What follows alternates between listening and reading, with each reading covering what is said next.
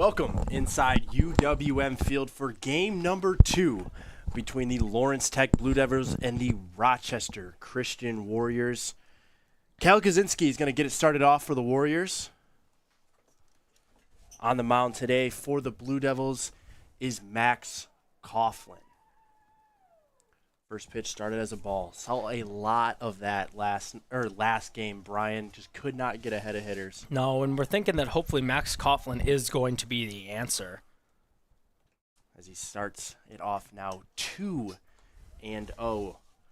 Yeah, it was a large theme, a lot of walks, a lot of leadoff walks, which just never sets the tone the right way in an inning. Yeah, Zach Yipe wasn't doing a great job of staying ahead, and then Jacob Haddon came in. He was doing all right, but then it started to get away from him. Owen Brown ultimately at the end looked the best out of the three, but we didn't get a whole lot to see out of him, so that could be possibly the reason. Absolutely. Owen Brown did look very good as the 3-0 is taken for strike number 1. Cal Kaczynski had a pretty good game last game and is looking to keep the momentum going. 3-1 foul down the left field line. Oh, the coach tried to make a play, just could not gather that baseball.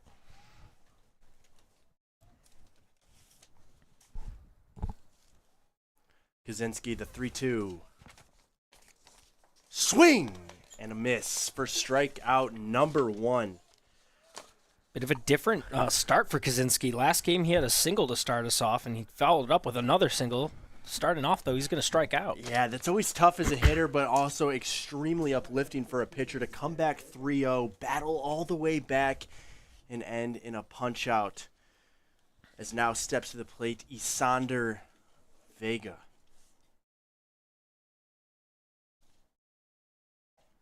Vega takes the ball 1. Vega started off the game with a K, but he had a decent game. He was 1 for 3 in that game. Also made some excellent plays in the outfield towards the later part. You ain't kidding. A little Sports Center-esque play, laying out head first as he fouls off the 1-0. Yeah, Isander Vega is just one of those guys. Supreme athleticism, plays a very, very good center field, but he swings it well. He's very patient approach at the plate. You're not going to see him chasing outside the zone too much. 1-1 fouled behind the plate. Blue Devils, definitely we saw a lot of substitutions in the last game. I think with a full 9-inning game, we will see majority of the same lineup as long as we keep this going close. That's probably what it'll end up looking like. Good take there by Vega. 2-2 count now for Coughlin. Gotta think he's gonna give him something. I'm assuming fastball here, missing 2 breaking balls on the outside half. And the fastball misses away. 3-2 for Vega.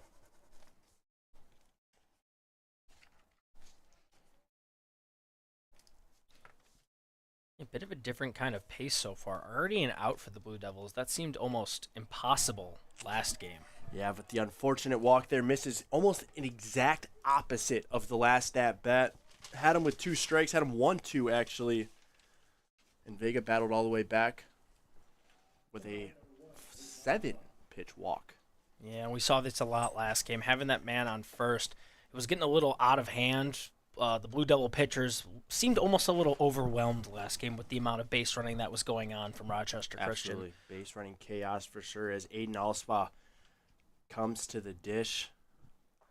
We saw a lot of fireworks out of this bat. Had an RBI double to start the game, and then later had an RBI off of an error in his 3rd at-bat, and then had an RBI single. 3 RBIs in that game. 3 of the 7 runs that the Warriors were able to put up. Alspa hits it, pops it up. 3rd baseman calling for it. And that will be out number 2. And that's huge. That is huge for Lawrence Tech here. I mean, Alspa last game, like you already mentioned, the offense ran through him. Yep. Most of the scoring was going through him, and not only did he have a few runs of his own, but the ability to get that RBI, the ability to know you're in scoring position, and just to get that hit off for your guys. Excellent job Absolutely. from him. So that is huge that Lawrence Tech gets him out early in the second game. Absolutely. Dakota Schaefer, the left-handed hitter at the plate.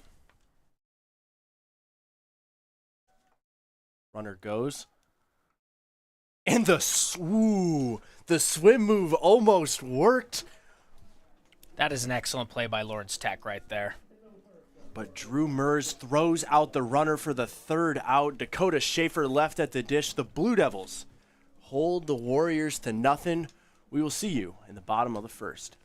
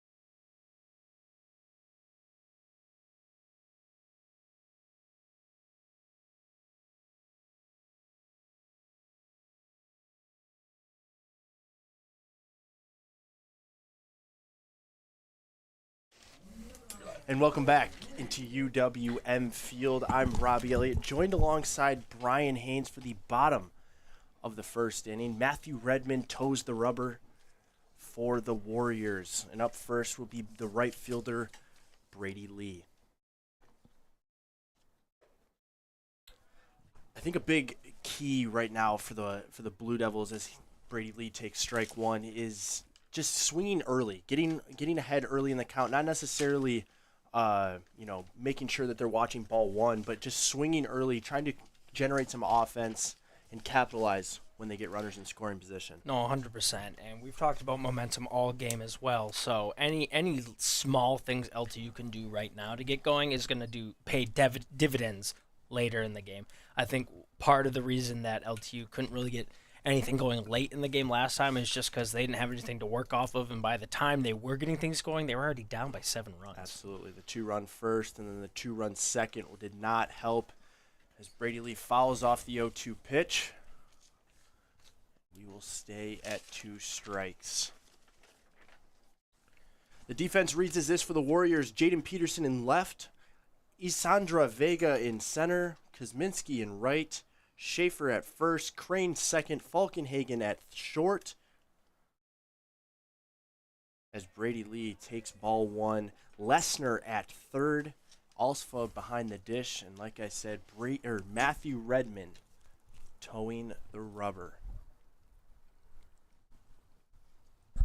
The 1-2 swing and a miss. Brady Lee goes down swinging for the first out of the game for the Warriors. You can't be mad, though. I mean, I like the fact that he swung at that one. A lot of what went wrong last game was too much standing and watching. And, obviously you want to swing at the right ball, but I feel like there were a few too many slow curve balls or a few too many floaters that just were being stared at. So, Yeah, I think Brady Lee is a little upset with himself, a little confused at what he saw as Luke Weinberger steps in the box. Luke Weinberger, we're going to say the same thing that we said about Isandra Vega. I feel like they played the position the same way. Supreme athleticism, plays the game with a lot of speed, a lot of energy. But he's got a hot stick. He said he hit a home run in the game yesterday. he did. It was sixth inning yesterday. There was nothing. It was boring all the way up until the sixth, and then he cracked it. He started it off with a huge home run into right field. So definitely possible. Ooh, a little opposite field power, huh? I love it. Mm-hmm. The 1-1 swung on and missed by Weinberger. Dirty changeup thrown by the righty. Man, those right-on-right changeups, man, when the ball is any pitch, sinker, or a changeup that is moving in on the hands is so hard to hit. Especially for a guy who is mainly just a fielder.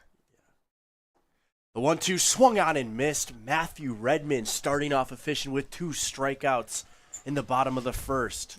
We saw the same thing from Lance last game. Just consistency. I think that's the name of the game for this Rochester Christian team, especially at the pitching unit. Their consistency over the first game, and now we're seeing it in the second game. It's something you got to take note of. Absolutely. You got to work these at-bats. You got to follow off pitches, see a lot of pitches, and work that pitch count. Brady Rogers steps up to the dish.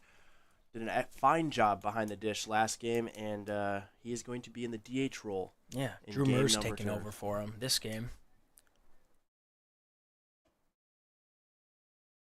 The 1-0 misses away. A little miscue there. Matthew Redmond pounding the chest saying, "That's on me. That's on me. I got to catch that."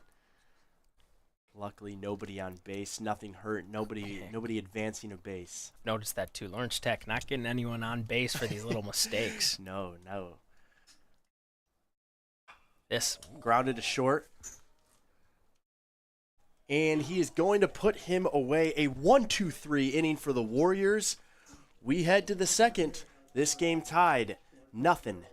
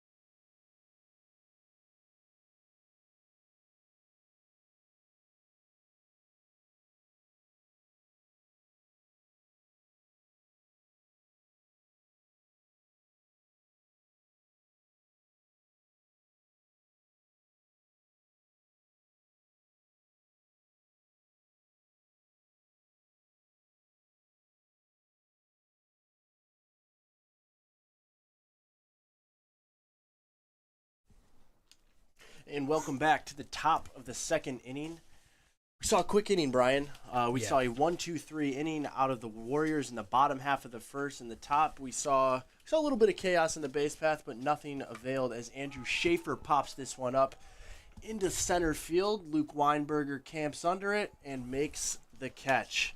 Quick first out. That is something that is going to be of large importance so that the Blue Devils don't have to go deep into their bullpen in this one. Well, especially with how Rochester Christian has been conducting their games pitching-wise. We saw in the last game that Lawrence Tech University never really got more than 4 batters Right. an inning at a time. And so this time around, making sure you have more batters going on inning to inning is going to be Absolutely. super important. Nathaniel Crane steps up to the dish. Excuse me, that is Bo Falkenhagen. Little ahead of myself. It is Falkenhagen is actually, Crane is on the on deck circle as Falkenhagen swings through the 1-0.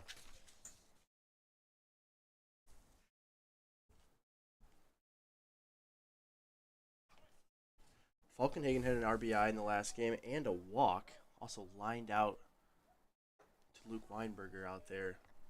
He had 3 very good at-bats. I was very impressed with Falkenhagen's approach. Very aggressive, swinging very early in the count as we've seen, as he's worked a 2-1 count here with 1 out in the inning.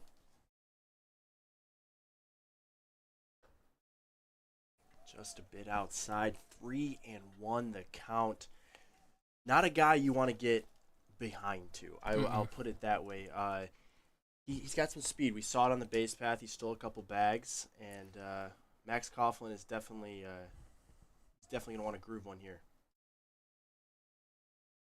And does, and gets the late strike call. Falkenhagen thought he had ball 4. That's going to be big here. Letting any walks go is going to be detrimental just because of the way they've been hitting, the way they've been stealing bases. I feel like the moment they're on base, they are way more of a threat than most teams you might think. Absolutely. As Falkenhagen fouls it back our way. Yeah, no, absolutely. And we saw it, especially when they got to Hayden. Hayden had that big lead kick, and they were just taking advantage, stealing base after base. When you can have runners in scoring position, you tense up a little bit. Everyone in that defense tenses up. The 3-2 fouled away. Oh, is it going to stay fair as Lee catches it in foul territory for out number 2? Great athleticism from Lee there. He could have very well let that go foul, but didn't even take the risk, just uses his speed to go over there and gets a very crucial out here in the second. Brian, we talked about it in the first game. The foul territory at this place is absolutely huge, but the 2 places that you don't see a ton of room is behind the dish and in the corners. Those outfielders really have to feel for that fence because it comes on them fast. Oh, yeah. The bullpen's there taking up a lot of space. As Schronek bobbles the ball a little bit, and that is going to result in Nathaniel Crane reaching base safely. Justin Baird just couldn't come up with that. Just errors on both sides of the field. Yeah, unfortunately, you get the field, you field the ball well, but then you bobble it. Even after the bobble, he's still got some time to make that throw. Unfortunately for him, the throw just seemed a little rushed into the dirt, and give a little leeway to Justin Baird there, not making that catch. Just a little awkward of a spot when you got to stand on that bag. Absolutely worrying about the runner. As Lassner steps up to the plate. Lassner played third base in both games today.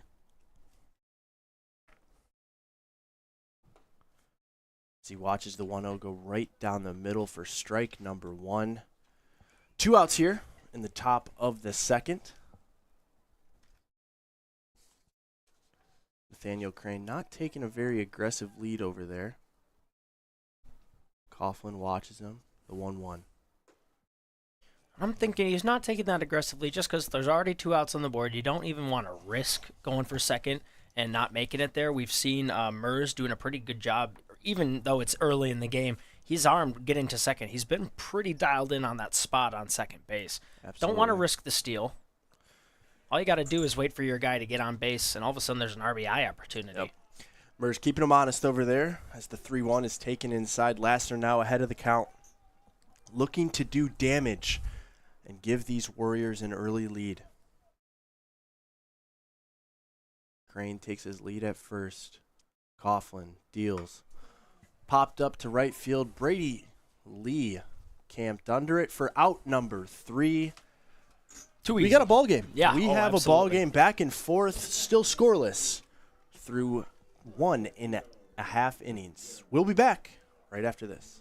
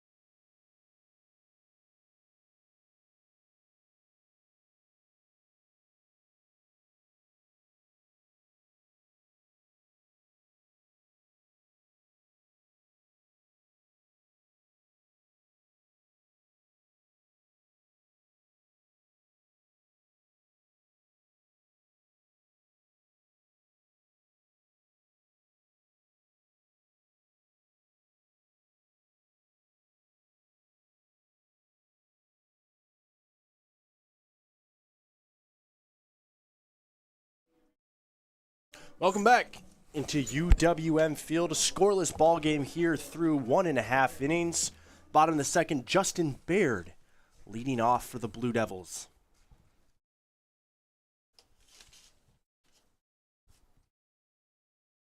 Redmond takes set. The 0-0.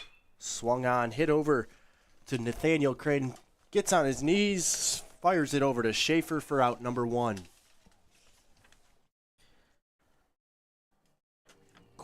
Quick at-bats for these Warriors continues to happen. It's why I believe in that complete game shutout that their pitcher was under 80 pitches in 7 innings, which is just unbelievable efficiency. And let's not get it twisted. Matthew Redmond is off to the exact same start, just mowing these hitters down. So far, so good, but I will give Justin Baird credit. Not a lot going on last game. At least he made contact. Hopefully that gives him a little confidence boost going into game 2. He's got way more time than he did in the first game. Absolutely. Drew Mers, the catcher, takes strike number 1.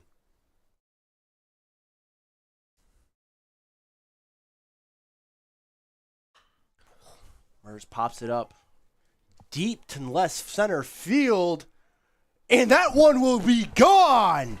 Andrew Mers, opposite field home run, gives a little shout to his bullpen, and we have a 1-0 game. Out of nowhere, that ball I thought was just going to go straight into the right fielder's hand, but that ball hung up in the air for a while. Brian, it kept carrying. The catcher, who did not see a lot of at-bats last game, celebrates with his teammates with the big fly. And you got to think maybe the wind played a little bit of a part. It is going in that same direction. Maybe it got under the ball a little bit. Absolutely. Kuzminski, he thought he had it. He felt the fence, and it just kept carrying out of here. And Drew Mers, who had 3 outs at 3 at-bats last game, starts his first one out with a home run. Big fly, man. Ty Schronek swings and misses at strike number 1, the shortstop. He had a decent game last game. He made a lot of good plays at first, and he had 2 singles on the day.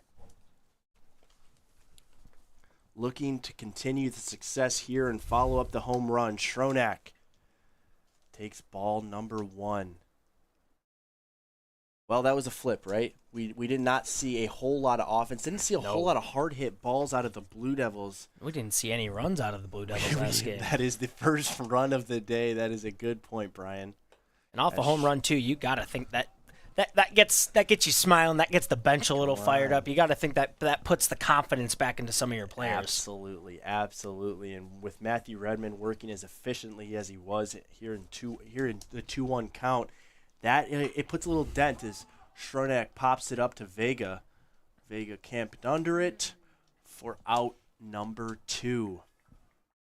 So not as lucky with the wind that time. No, not all of them are going to fall, and the wind can't carry that one out of here. Unfortunate for the big Blue ballpark Devils out there in center field. We got 315 down the left field line, 320 to the corner and right, and 395. These gaps it's a big ballpark. It's a big outfield. Oh, yeah. Braden Bess to the dish. I was going to say, it is a big outfield, but to Vegas' credit, he makes it feel like a Pee Wee League field. I mean, the way he gets everywhere so quickly, absolutely. He is definitely a scary person to have out in the outfield. Braden Bess swinging a hot stick, had a single in the last game and a couple great at-bats in the game against Cornerstone yesterday, right? Correct? Braden Bess playing third base today.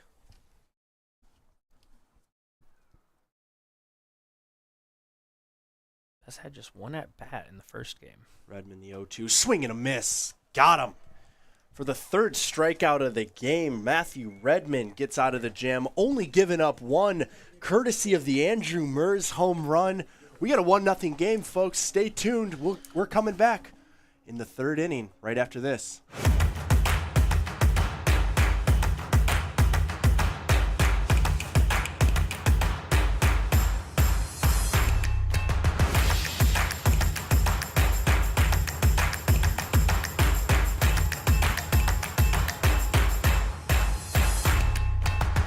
Because every athlete deserves to be treated like a pro. Henry Ford Sports Medicine. I told you you could get happy hour every day from 1 to 8 p.m. at the Evergreen Bar in Southfield. And the new menu items are looking right. Oh, okay, I see they got lamb chops now. You know you got to hit the shrimp with the lemon drip. Okay, Evergreen Bar done stepped it up. Cheers to that. And on Friday and Saturday nights, they got a nice karaoke vibe from 7 p.m. to midnight. Everything was tasting right, and the drinks was hitting extra strong. Make sure y'all pull up to Evergreen Bar and Grill in Southfield.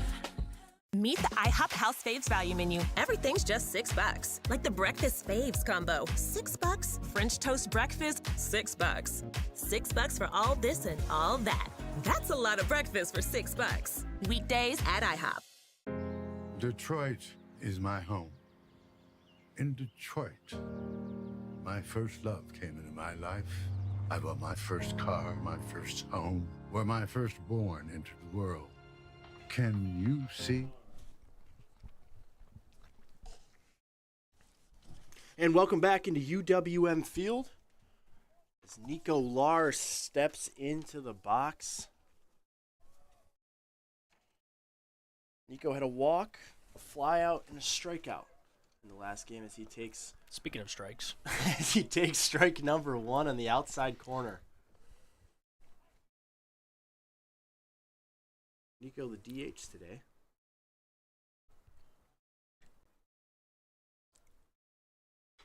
He gets a high fly ball right out to Schroenick. His brother creeping in on him for out number 1. We're going to think that's his brother. We have Could be his Drew cousin. Schroenick, or to your point, Drew and Ty could be brothers or cousins. I'm going to assume, safely, hopefully, that they are brothers. Maybe it's a father-son duo. Now up to the dish. Number 30, Jaden Peterson.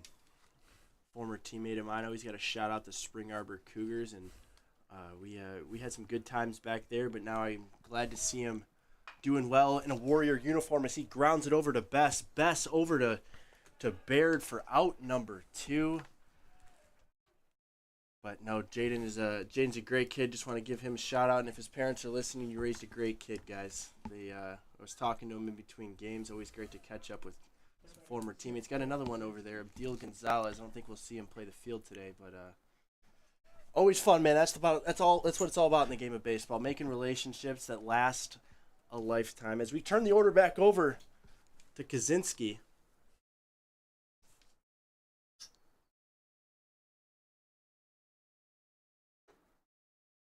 Yeah, I don't know him, but from what you've seen, sounds like a great guy. He is a Great guy. Great guy. We had some great time. Fortunately, Spring Arbor just wasn't the place for him, and he's found his home in the starting lineup for the Rochester Christian Warriors as a senior as well. Coughlin's 1-0, called for strike number 1. Coughlin making quick work of these guys. Got 2 quick outs and on track to hopefully get out of this one in due time. And it seems obvious, like to say right off the bat, but it's blatantly clear that the lack of base runners, the lack of people running around the place, it's given the LTU pitchers so much more time to focus on the batter at hand. And I think that's largely due to why it's been so great at getting these guys out quickly. There's so much a pitcher has to do operating out of the stretch. You know, they gotta worry about, you know, changing up their looks and, you know, changing up their delivery to the play, whether they're gonna slide step, give a leg kick, whatever it may be, throw over, whatever it may be, right? There's so much more to think about. So there's less chaos, and some pitchers are just better out of the windup anyways. It all starts with throwing the strike, though, and so far, Max Coughlin has done is well. doing a great job. Yes. Coughlin 1-2, 2 outs here in the top of the 3rd inning. Just misses high and outside. Coughlin just looking to get it out of a quick inning here and get those hot bats. And we were not able to say that last game, but get those hot bats back up to the plate. Coughlin the 2-2, swing and a miss. Murr's going to throw that on over to Baird for out number 3. Coughlin making quick work of the Warriors. Credit to Baird, though. That was a little bit of a scary throw coming from Murs. He laid out and got that out. That could have been a Got to communicate inside or outside, and I don't know how much communication there was. 1-0. The Lawrence Tech Blue Devils lead heading into the bottom of the third inning. Stay with us. We'll be right back.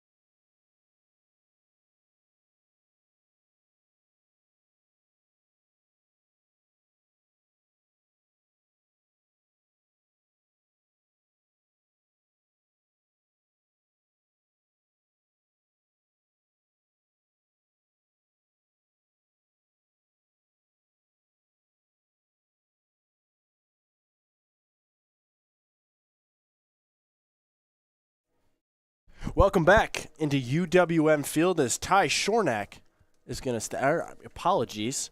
Evan McIntyre is going to step up to the dish. Blue Devils up 1-0 courtesy of the Andrew Murs opposite field home run. And the Blue Devils looking to put together some more offense, put together some more good at-bats, and continue to stretch this lead. As McIntyre squares to bunt and almost wears it off the noggin.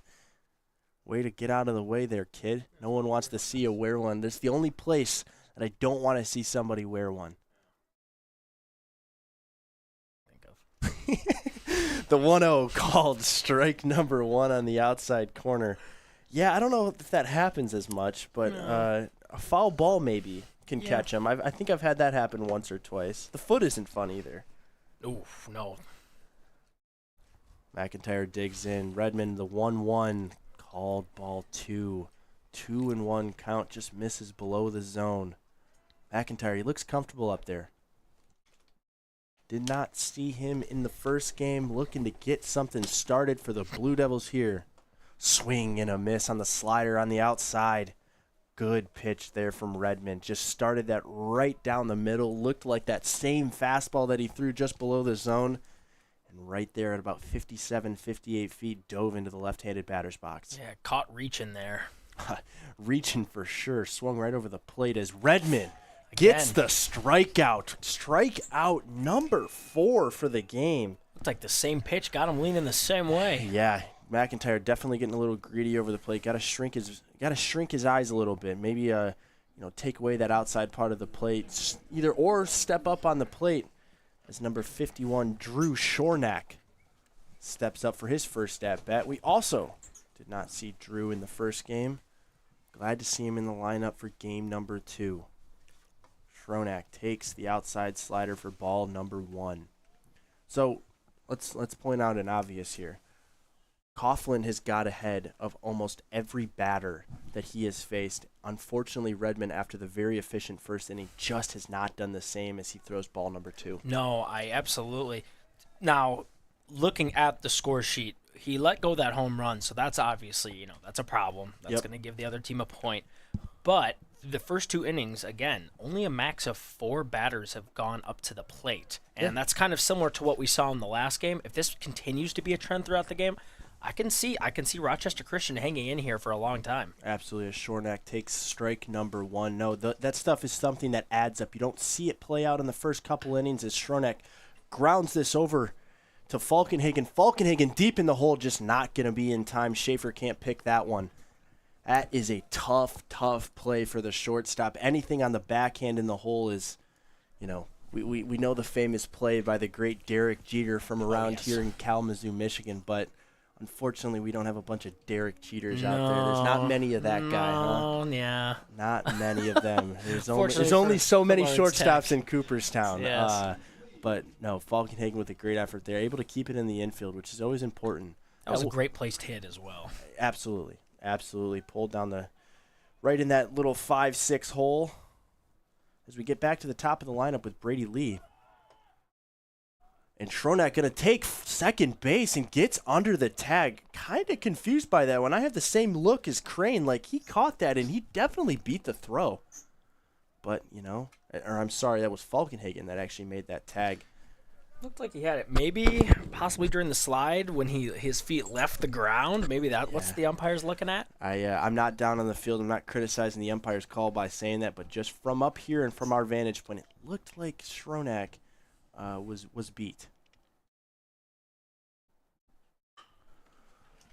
Lee gets that one way back off the wall. Schronak looking to tag. He's going to go home. Lee to second base and play at the plate. Schronak, and they got him.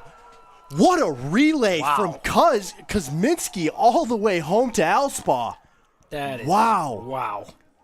I mean, I thought it was a little bit of a bold send to send Schronak since he thought that ball was going to get caught. Just a little bit of a bad read by Schronak trying to tag up. Yeah, waiting. Late decision. And it looked like he may have stumbled across third base, but wow, what a relay. Cannon over there in right field. Kuzminski to Crane to Alspaugh for out number 2. Huge job there by the Warriors to keep this game 1-0. And Alspaugh's fired up right now. Yes, absolutely. As Luke Weinberger swings through the 0-0 pitch. My, oh my. If you're going to give up hits, your defense has got to save you, and that is just a huge, huge play.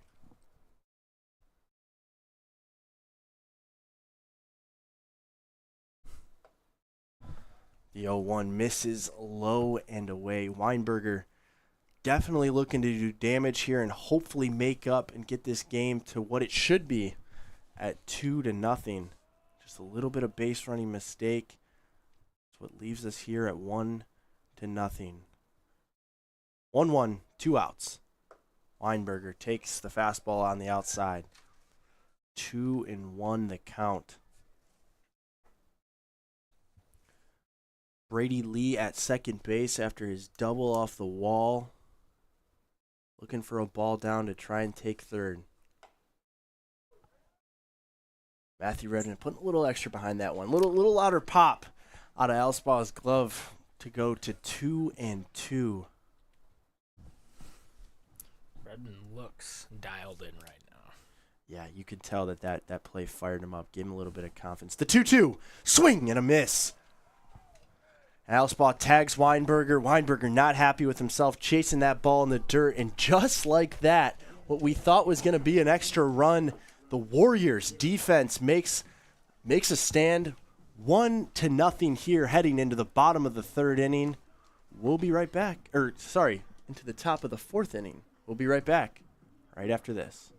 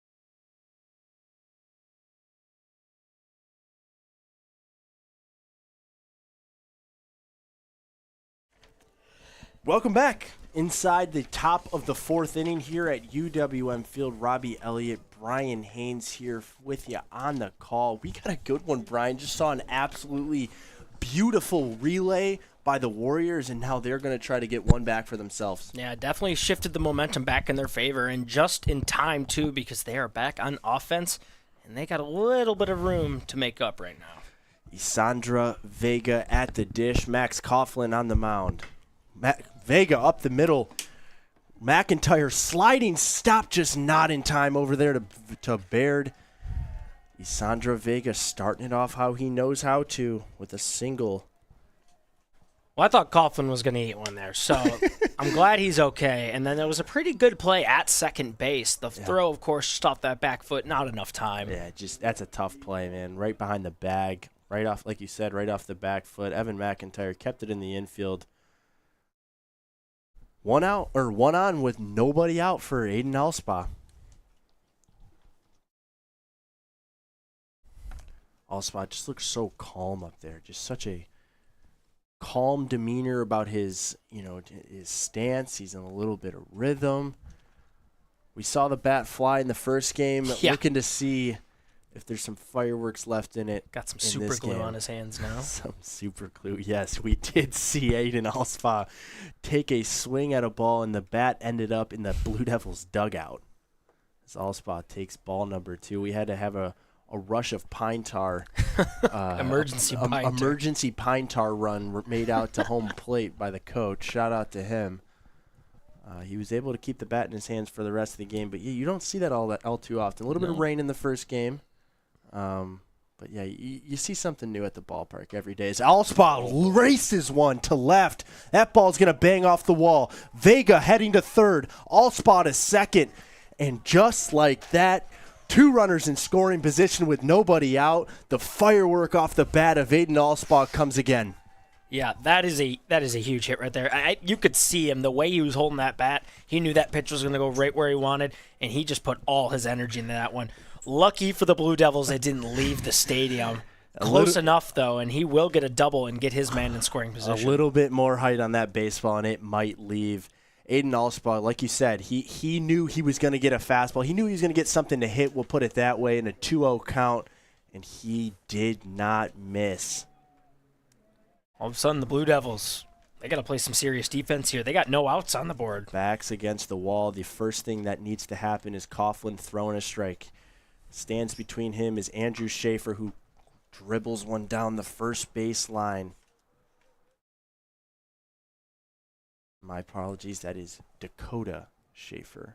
I have a good friend named Andrew Schaefer, so please forgive me. All right, I'll let you go this time. It's okay.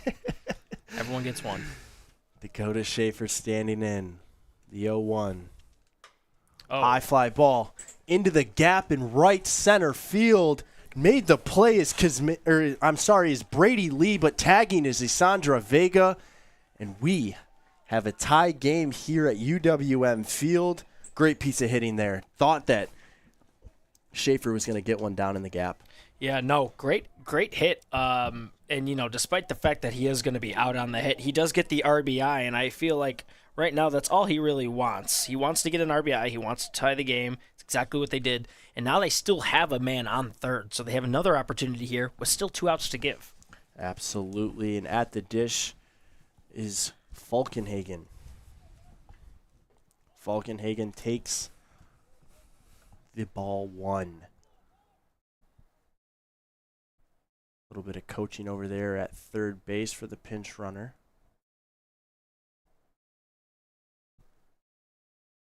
Going to try to identify him as Falkenhagen lines one into center field. Weinberger can't play it. It gets over his head. 1 run scores.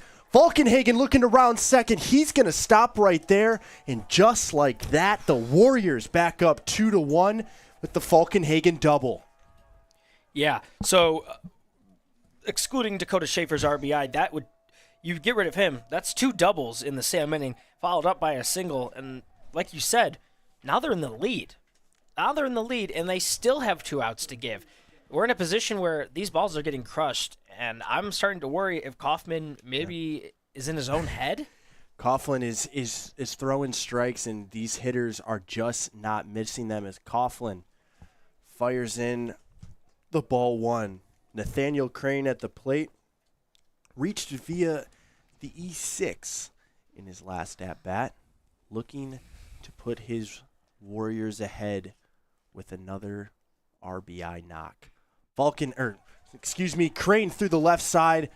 They are going to hold Falkenhagen up at third. Runners on the corners, 1 out for Rochester Christian. And now we have a bit of a snowball scenario going on here. Yes. It started off as just a single, and then you get your double. Well, okay, all of a sudden now we have an RBI for your first guy, and then the next guy hits a double for your second guy. Well, this is an issue because now you got to get things back in order. Maybe your catcher's going to talk to you, but you throw another base hit. And credit to these Rochester Christian Warriors, they are placing these hits perfectly in between players into spots where they know they can get a base hit. And that's going to be something LTU's defense has to be aware of going forward. Absolutely. Lassner lays down the bunt. They can't make the play at first. Best is going to throw it over to Baird for out number 1. Luckily able to cover third base so that Crane is not able to take another base. For out number 2, the RBI sack bunt, the bunt for a hit. Hey man, I love to see a little bit of small ball. It always works, and when the infield gives it to you, you might as well lay one down. Yeah, and I mean, all of a sudden, that's your third run. It's becoming a problem now for these Lawrence Tech Blue Devils, just to keep things in front of them, and not able to make the play at home. You're letting it go, and it wouldn't be a problem unless, of course, you have 2 more outs to give. So they still have to get 1 more. Yep. As Best is able to make the play on his left side, throws it over to Baird for out number 3. Nico Lahr ends the inning for the Warriors, but not after a 3-run top of the 4th inning. Thank you to the Elspach double, which got in an RBI. An RBI sac fly from Dakota Schaefer, and then the RBI double from Falkenhagen. We'll be back right after this. 3-1 Rochester Christian right after this.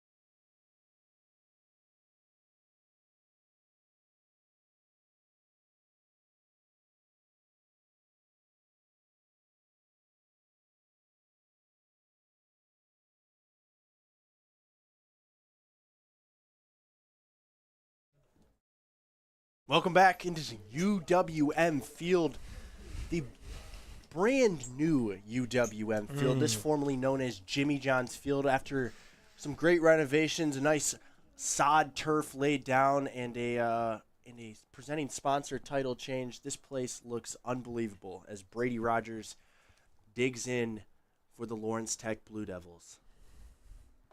It's Matthew Redman. Good eye. Throws ball number 1. Well, if you missed the last half inning, Rochester Christian exploded for 3 runs, and now Lawrence Tech's got their backs against the wall a little bit early in the ball game. Don't get me wrong, bottom of the 4th inning, but there was a lot that went wrong for the Blue Devils in that inning, including giving up 3 runs. Yeah, I know, Robbie, and like you say, there is plenty of time left in this game, especially now that we get the full 9. But it's giving me deja vu. Absolutely, as Brady Rogers lines one up the middle for a single. And hey, you got to battle back, and it all starts with your leadoff guy getting on base. One Huge hit. job there by Brady Rogers. Absolutely. Yeah, just a bit of deja vu. And, we talked in terms of the amount of hitters that are going up for Lawrence Tech. There's still more to go until we can really say indefinitely that's what's causing, the win on Rochester's side. But so far we're kind of getting Absolutely. Just little hints of last game. Absolutely. And Redmond's doing a good job at keeping things in front of him right now. Absolutely, as he checks over there on Brady Rogers. Justin Baird up to the plate. Ooh, that one, a bit of a close call on the second time. Got to give him twice. Got to make sure that he knows that that Redmond knows that he's there and that he is not going to let him take second base. Brady Rogers got a little bit of speed in those legs as Justin Baird takes strike number 1. Justin Baird playing first base today. Was victim of the 4-3 ground out in his last at bat. Redmond checking on Rogers again. That's 3 times now. And see, this is something I'm not trying to call out the pitchers, but it's so important to control the run game as Brady Rogers gets picked off. Matthew Redmond controlling the run game, and if you're gonna be lazy, you're gonna get picked off. And Matthew Redmond is gonna watch him walk on by. Wow, I mean, you said it yourself. Lazy, and maybe it's not necessarily being lazy, but just unaware of the speed and that little quick hesitation throw. And Redmond showing him what he can do early. As Justin Baird flings it over to Lesnar over to Dakota Schaefer for now out number 2. And this is exactly what we said could not happen. You cannot let momentum fling back into their hands. You come off a big inning, an inning where you do still have this thing within a grand slam, which is so important in baseball. Down 2 runs, you started off with a leadoff single, but what can you not do? And get picked off. Yeah, and we were pretty ready for that to happen. I feel like we saw that one coming, especially with the speed of that little hesitation turn, and that's dangerous. Absolutely, and I mean Redmond wasn't even back on the rubber, which is the thing I don't understand as a base runner. Until he toes back, he can do whatever he wants. He can fling it over. There's no opportunity for him to balk. You go back to your bag, and you take that lead the second he toes that rubber back. As Drew Mers wears one, I wouldn't want to pitch to him either. Redmond making sure he knows that that's not intentional after taking a big fly in the second inning. We got a 2-out base runner. As Andrew Mers is going to get pinch ran for, excuse me.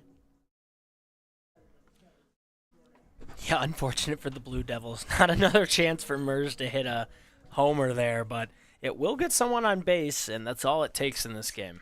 All it takes, a little 2-out rally. They happen all the time as Schronak, he is playing shortstop again. Steps up to the dish. Left-hander. The lefty.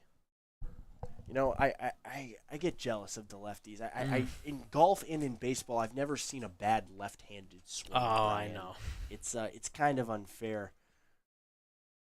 But hey, I guess, God's got to give them something, because when they write on their hand and they get all the pencil marks on that, you know what I'm saying? It's a trade-off. The for left-handed sure. golf clubs cost more. There's not as many of them, so it comes. Life gives and it takes, right? Absolutely. As Schronak takes ball number 2. My dad told me when I was a baby, he used to slap my right hand whenever I'd go to grab something with it. She tried to train me to be left-handed growing up. I love that. Yeah, my mom shut that one down pretty quick. Yes. Hey, man, I'm telling you, there's keys to it, especially a left-handed pitcher. I don't think there's a college in America that wouldn't take a southpaw that's got a little bit of action on his fastball and a couple of good breaking balls. It definitely they're not as exactly. Schronak takes ball number 4, now a 4-pitch walk, and just like that, we have 2 runners on, 2 outs. Yeah, I mean, Braden Best. And the 2 outs is a lot, worse for Blue Devils fans when you only got the guy on first. But not only do you now have a guy on first, you got a guy on second, and they're there together. And now stepping up is a guy who we know can hit the heck out of the ball if he wants to. Yeah, and that's Braden Best. Yeah, Braden Best, like we've said, swinging a hot stick, had a base knock in the game that was played just before this, and had a couple good at-bats in the games against Cornerstone that took place yesterday, and a big opportunity. You get a ball into the outfield that finds some dirt, and next thing you know, man, we have a 1-run ball game. Yeah.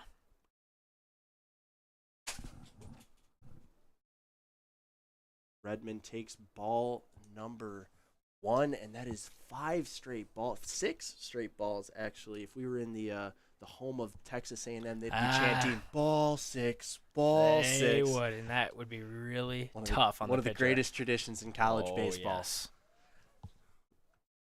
As Alspa trying to catch Schronak sleeping over there.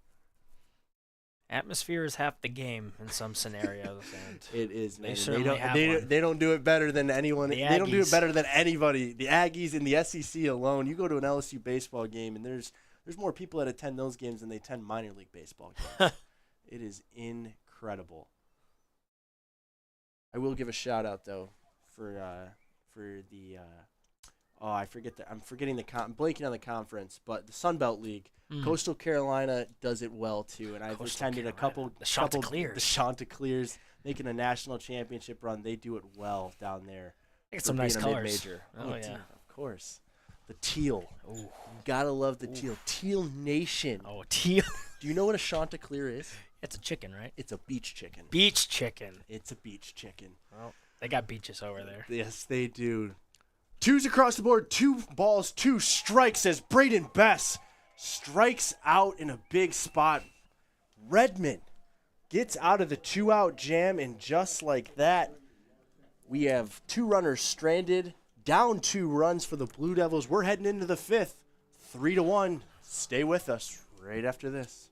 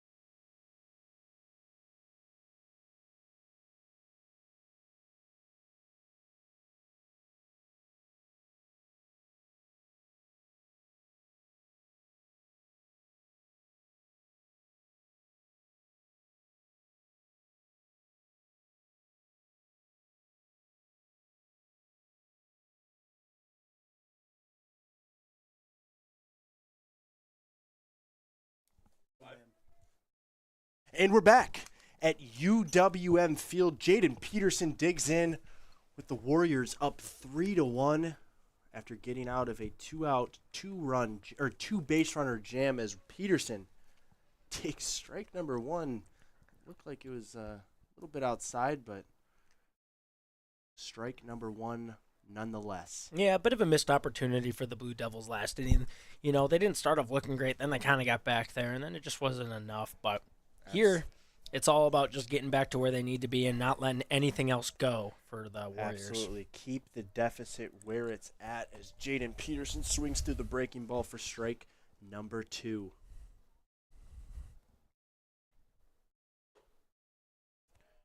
Peterson takes the fastball outside. Coughlin just looking to get ahead here. Get ahead and stay ahead and keep this deficit where it's at. The 1-2 fouled off right in front. Just barely staying alive in that box. But so far, Coughlin, I mean, despite that kind of rough inning, I think Coughlin has still looked solid. He definitely looked better than some of the pitchers we saw in Game 1. Absolutely. His pitch count is still in a good place. He's throwing strikes. He's just got to command those breaking balls late in these counts as he misses with the 2-2 fastball. This is kind of what we've been seeing.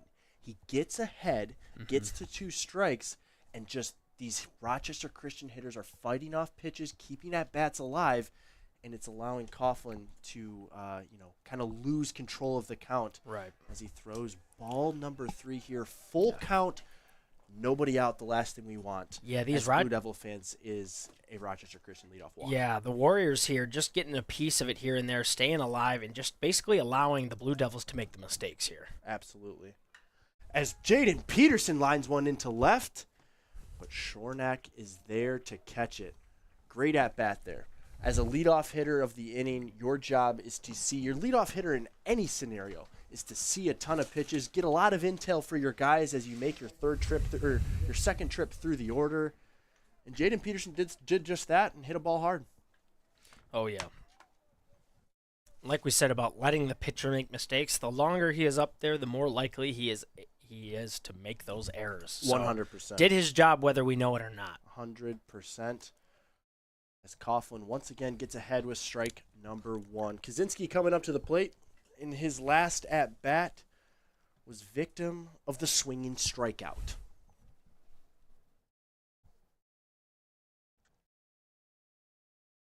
Kaczynski watches strike number 2. Coughlin once again ahead.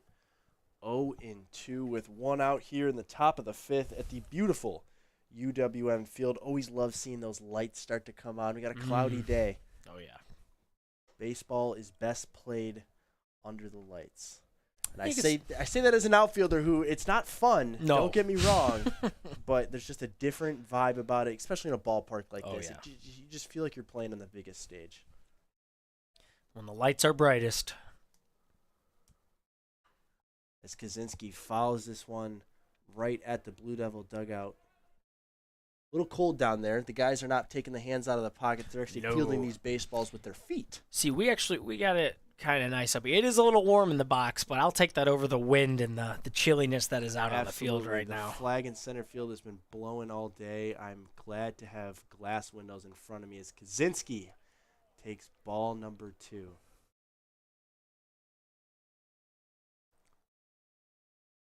Big spot here. Coughlin got to cash in and get an out here to get to out number 2. And the 2-2 swung on and lifted high and deep to left field, but Shornack going to be there to make the catch for out number 2. Shornack, the man right now for the Blue Devils out there. Nothing getting past him. That's his second out of the inning. Can he get the trifecta? Can he make all 3 outs in one inning? I think we saw Luke Weinberger do that in game number 1. Oh, yes. Just once, though. Just once is correct. It's enough, though. It's hard enough to do. Absolutely. As Sandra Vega coming up, he had a single in the last at-bat. Managed to turn that into a run. Yes, he did. That was a part of the big 3-run fourth. As Sandra Vega takes the 0-0 slider for strike number 1. I like how Vega plays the game, man. He's got a lot of energy to him.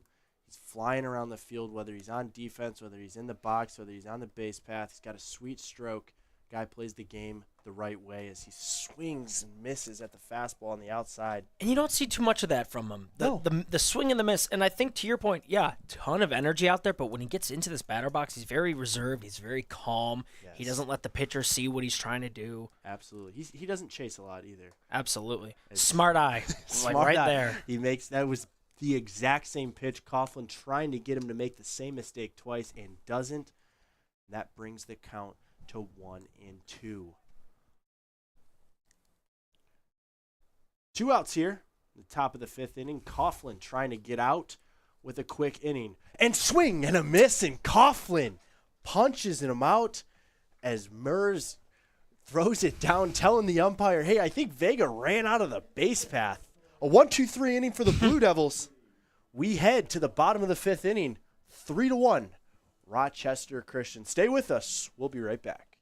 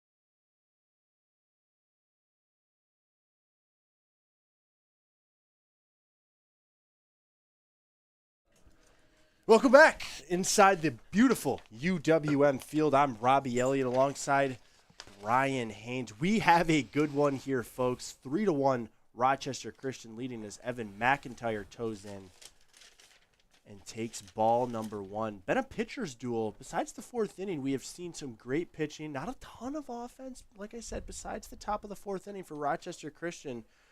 Redmond and Coughlin have definitely lived up to their names and have thrown two beautiful games to this point. Yeah, not a lot going on for the Blue Devils in offense ever since that Drew Mers home run.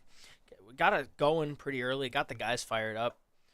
But since then, not a lot to show for it. Not a ton to show for as Evan McIntyre takes a big whiff at a 2-0 fastball. Don't blame him a bit for that one. Trying to get something going, like you said, get a little spark back into these boys and cut that deficit. Yep, you can't hit the ball if you don't swing. Nah. You miss 100% of the shots you don't take. Wayne Gretzky, right? Oh, yeah, that's the one. Yeah. The 2-2 after McIntyre swings through the breaking ball. Swung on and missed. Dropped third. Allspaw tags him. Throws it around the horn. Redmond has just been on fire. McIntyre's second K of the game. Redmond's fifth overall. We said with Vega, too, how he doesn't. He's very patient, lets the pitcher make the mistakes. I feel like LTU is just trying way too hard to force some of these hits right now. They really do need to slow it down and allow Redmond to start making some more mistakes because his pitch count is so low, it's almost like he's not getting any opportunities to make mistakes. As Shornack takes ball number one. I agree. In a lot of the pitches, don't get me wrong, this is a hard game. Oh, yeah. I'm coming from someone who knows what it's like to step in that batter's box. A lot of these pitches have been actually outside of the zone as Shornack follows that down the third base line. These pitches are a lot of breaking balls that are starting inside the zone and just breaking away. A lot of chase. Like you said, though, these guys, they're in this lineup for a reason. They need to be patient. Let the game come to them. Let Redmond make the mistake over the plate and capitalize the same way Andrew Mers did. I'm almost worried that because last game there were no runs last game, it's almost like in their heads they're trying to make up for the lack of hits right now by forcing some of these swings that don't look so good from up here. The pressure is on for sure. And remember, not only is tonight senior night as Shornack grounds that to Falkenhagen. Falkenhagen over to Schaefer for out number 2. Classic 6-3 put out. But as I was saying, this is, yes, senior day, and you want to win for your seniors and let them go out in a good match. But I was just talking to Jaden about kind of the placement of the bottom half of the seeds going into the WAC tournament, and these guys are playing for it. Mm-hmm. And so there's a lot on the line, a lot to keep playing. After this series, there's only one more series for the Blue Devils, and that is against Indiana Tech, who I believe is atop the rankings 1 or 2 in there. So for them to punch their ticket to keep playing baseball is definitely weighing on the shoulders of every Blue Devil player right now. Definitely something in the back of the head right now. Absolutely. But you just got to focus on what's happening now.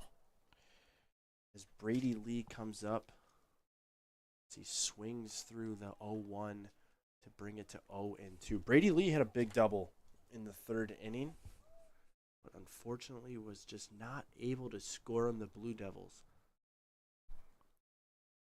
Redmond. Swing and a miss in strikeout number 6. 2 in the inning for Redmond, and the Blue Devils just go down 1-3 again. 3-1. Heading into the top of the 6th inning. Don't you go anywhere.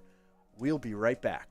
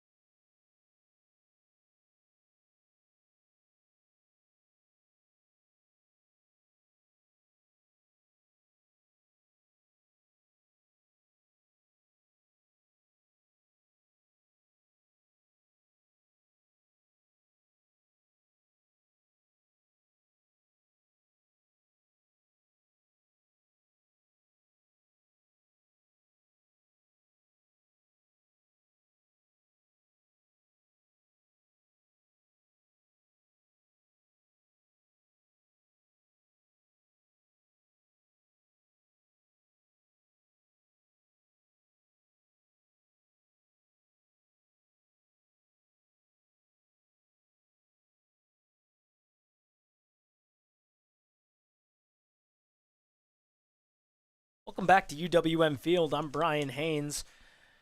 Robbie stepped out for just a second, but we're going to get you going here at the top of the 6th inning. A pitching change for the Blue Devils as Isaiah Logan will now be stepping in. Isaiah Logan, who usually plays third base, now pitching.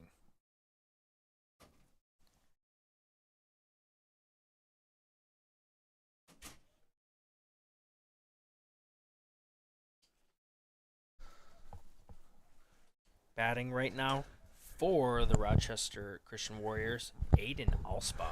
Isaiah Logan, number 19, now pitching for LTU, Robbie.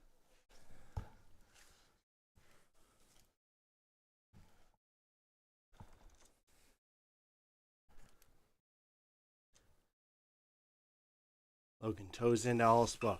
Allspa rips this one into center field, but Luke Weinberger going to be there. Excuse the out of breath, man. We made a bathroom run, and unfortunately, it's 2 flights of stairs here at UWM Field. Trying to make it back in between innings. These players aren't the only ones getting their steps in today. No, man. Listen, we've been out of the game for 3 years. I promise I'm not out of shape. I was just hauling you know what. Well, Aiden Allspa, great hit there. And even the curve to the right, that's just the center fielder. Great location on the ball there. If he had just stood there, you would not have gotten that ball because of the curve. Dakota Schaefer now steps in and takes strike number 1. Isaiah Logan played third base last game. Wondered why he wasn't out there. We got our answer. He was coming out of the pen in a tight 3-1 ball game here in the top of the 6th inning. Honestly wasn't expecting this change, but we'll see how it pays off for the Blue Devils. As Dakota Schaefer, and there is Brady Lee with another great catch. Don't know how he got that one. Manipulated the wrist to get that ball, to get that glove right under it. Yeah, he didn't have his. It wasn't like he had his palm open. It was like he was going to grab something. Yes, and managed to grab the ball out of thin air. That is a incredible athletic play. Man, we've had a front row seat to some great outfield play today. Absolutely. Whether it's from Luke Weinberger, Brady Lee, or Isandra Vega, they just keep putting the highlight reels out there. As Falkenhagen fouls one back to the screen. Man, it should not take me that long to catch my breath. Well, then you had to start calling right away. Yeah, You didn't get a chance. It's okay. It's okay. We are in it. We've been here all day, and it was only the first one we had to do. So at least I only had to go down there one time. Yeah, absolutely. As Falkenhagen watches strike You got to get a number fireman 2. pulling here. Man, Slide wouldn't straight that be down. sweet? No kidding. Come on. That's a great idea. That would be sweet. Don't know how I'd get back up. Well, you know. As Falkenhagen swings through it, and Isaiah Logan makes quick work of the Warriors out of the pen. 1-2-3 inning. We got a pitcher's duel here, folks. Do Isaiah not Logan. go anywhere. 3-1. Rochester Christian over Lawrence Tech. We will be right back.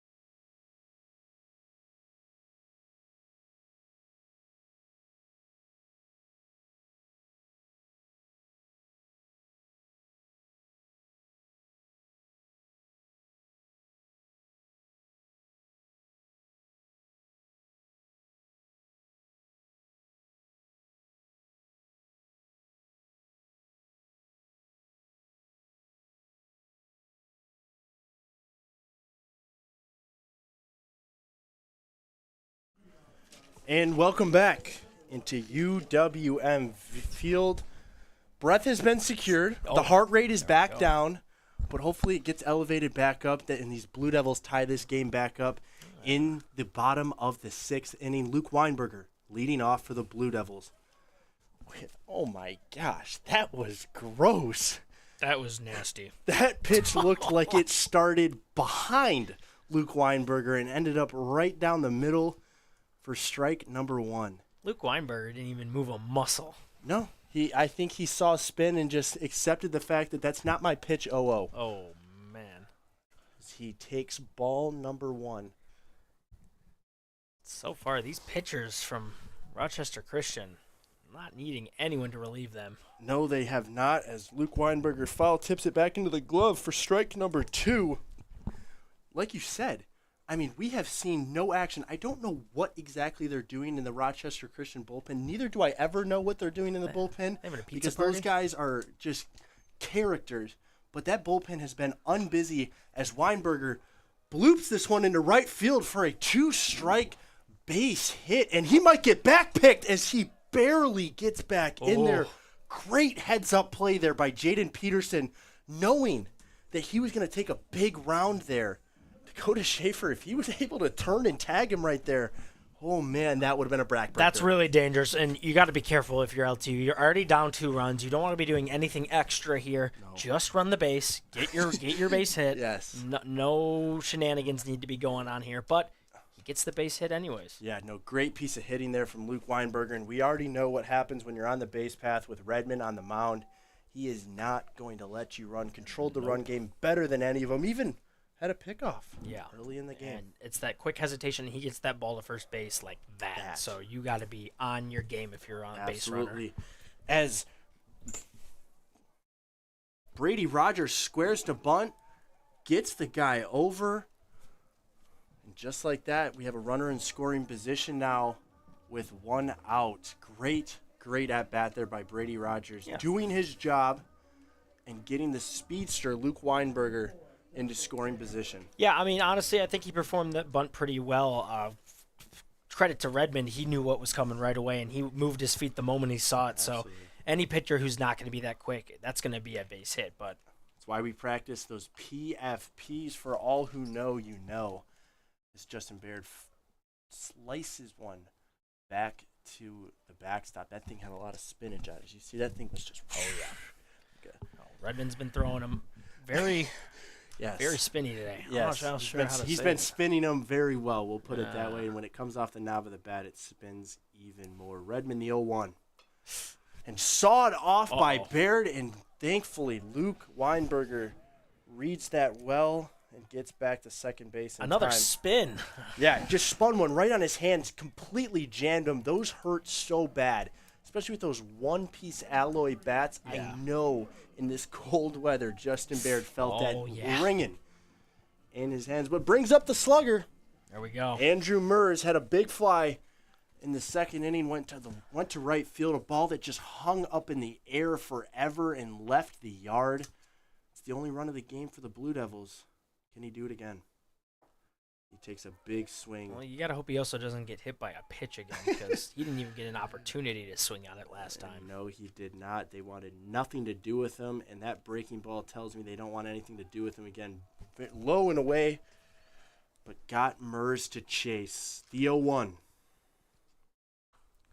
Fouled off right back at the little under the dugout, almost under the crowd seating there. They have like a little club seating when the USPBL plays here. That is like a little exclusive club. They got bar access. It's actually kind of a sweet place to watch. You're at the field. You're almost below the field, like you're watching from the dugout. That's kind of cool. The ball boy over there making you look bad. Look at that speed from him. Oh my gosh. What? It's like the Angels have. Yes. As our producer Ravian pointed out, the Los Angeles Angels actually have the exact same thing, and there was a new addition to their club. I don't know about you. I've watched a couple games from this place. There isn't a bad seat in this house. I can't lie. It's very entertaining baseball. The independent league, couple big leaguers have come out of here. Oh, big time. But no, it's a very entertaining brand of baseball they play out here. Lots to do for all ages. As Andrew Murs takes ball number 1, there's deep in right field, right beyond the right field foul pole, there's a little wiffle ball field, and I have very good memories of playing wiffle ball. Maybe a Hitting little some too nukes. hard for against the competition that we were playing against, but just such a fun time here out at UWM Field as Andrew Mers just broke a windshield.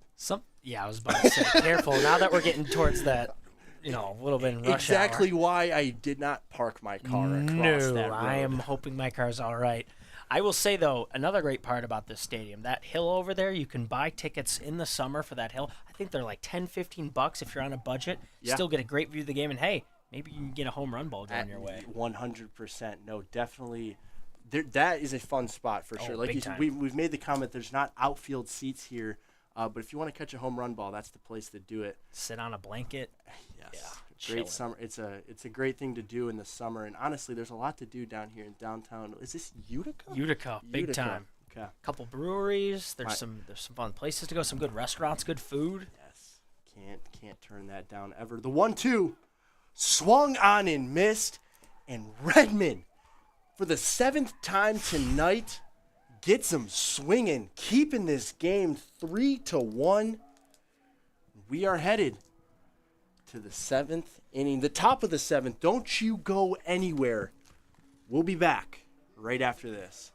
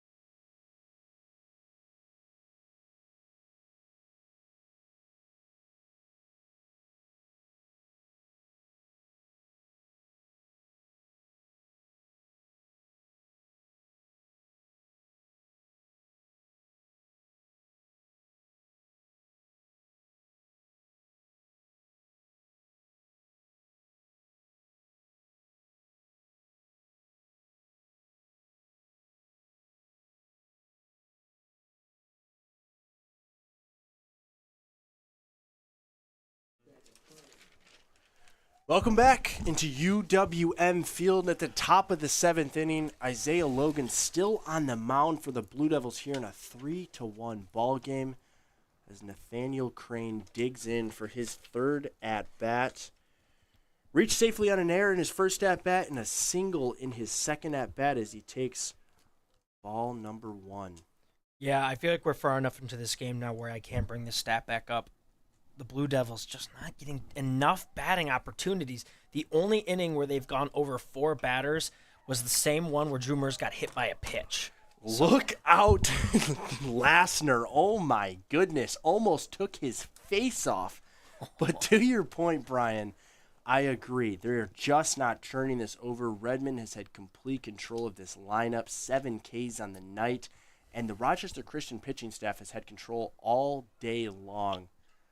But I will give the credit to the Blue Devils in this one. Besides the big 3-run fourth, this pitching staff has held this Rochester Christian offense to literally nothing. Big time. Coughlin had that rough little inning, but besides that, he was solid. Solid for the most part. And credit to the pitching coach over there he's got the iPad in one hand and he bare hands it. Come on. He's still got it. He can still play out there. I see you, coach. He got a little pat on the back from his dugout, too. As Good for he him. should. As he should. The 2-2 from Isaiah Logan. Chopped fouled just behind the plate. Andrew Murs there to pick that ball up. Nathaniel Crane now has almost taken out 2 of his fellow teammates. That foul ball, I kid you not, if 26 was talking to a fan in the little club down there, I don't think he'd be playing the rest of this game. No. As Crane grounds one over to McIntyre. McIntyre on to Baird for out number 1. Little awkward hop, too. Good for McIntyre to locate that ball. I've seen it too many times, or even if it doesn't go past you, it just hits that awkward spot on your glove. Yep. It'll pop up in that little 2-millisecond difference. 100%. Makes all the difference when you're going to first. 1,000%. They say the turf, the best part about it is it doesn't have the bad hops where they skip up and hit you in the face, but they do have these skip hops where they almost don't go up, they just go forward, and those can eat you up. As Lassner at the dish, he had a fly out in his last at bat. Isaiah Logan, though, since coming in, has made quick work of the Warriors, keeping his Blue Devils in this game.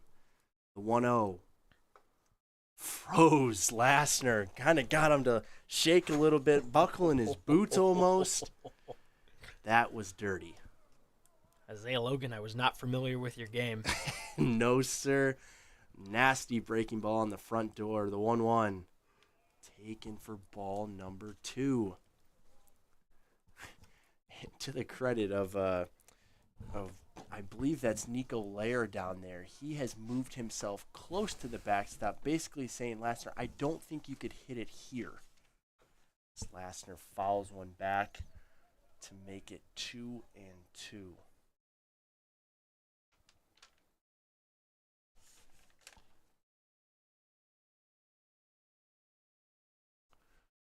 Two balls, 2 strikes, 1 out here in the 7th. Isaiah Logan. Did he go? He called him. Yes, he did. The strikeout for Isaiah Logan. He points down to third base like there's a third base umpire, but unfortunately here we only have a first base umpire. So he makes the call himself for out number 2. I would say he got the call right there. I would agree. Even though our vantage point isn't great, Perfect, I do think he went around. Right call there for out number 2. Nico Lair here as he slices one foul into the road, and I don't know if that got over the fence, but no. I think it did. Oh, Saw man. a car coming, too. Yeah. Whoops. Whoops is right for the 0-1. I'd love to know the stat. How many cars? people have had their car hit? As Nico Lair takes a hack, but does not connect. 0-2. Would you put the over under 15? Actually, this place has been around for a long time. Like you say, all time cars. Yeah, hit. all time. 10 years this has been around. That's a tough one. I don't know what the stat would be there. But then again, that's tough. I'm gonna put it at 15 cars. We're gonna go about 1.5 every year. Yeah. That is a tough one. Moving, I would believe that the cars that are parked, as Nico Lair just gets stuck on his front foot. Andrew Murs Swung out throws of his it out. shoes. Swung out of his shoes is right. Dirty pitch out of Isaiah Logan, and he gets out of the inning. To the 7th inning stretch we go. Don't you worry, we'll be singing the song here in the press box as we come back. Don't go anywhere. 3-1, Rochester Christian over the Blue Devils.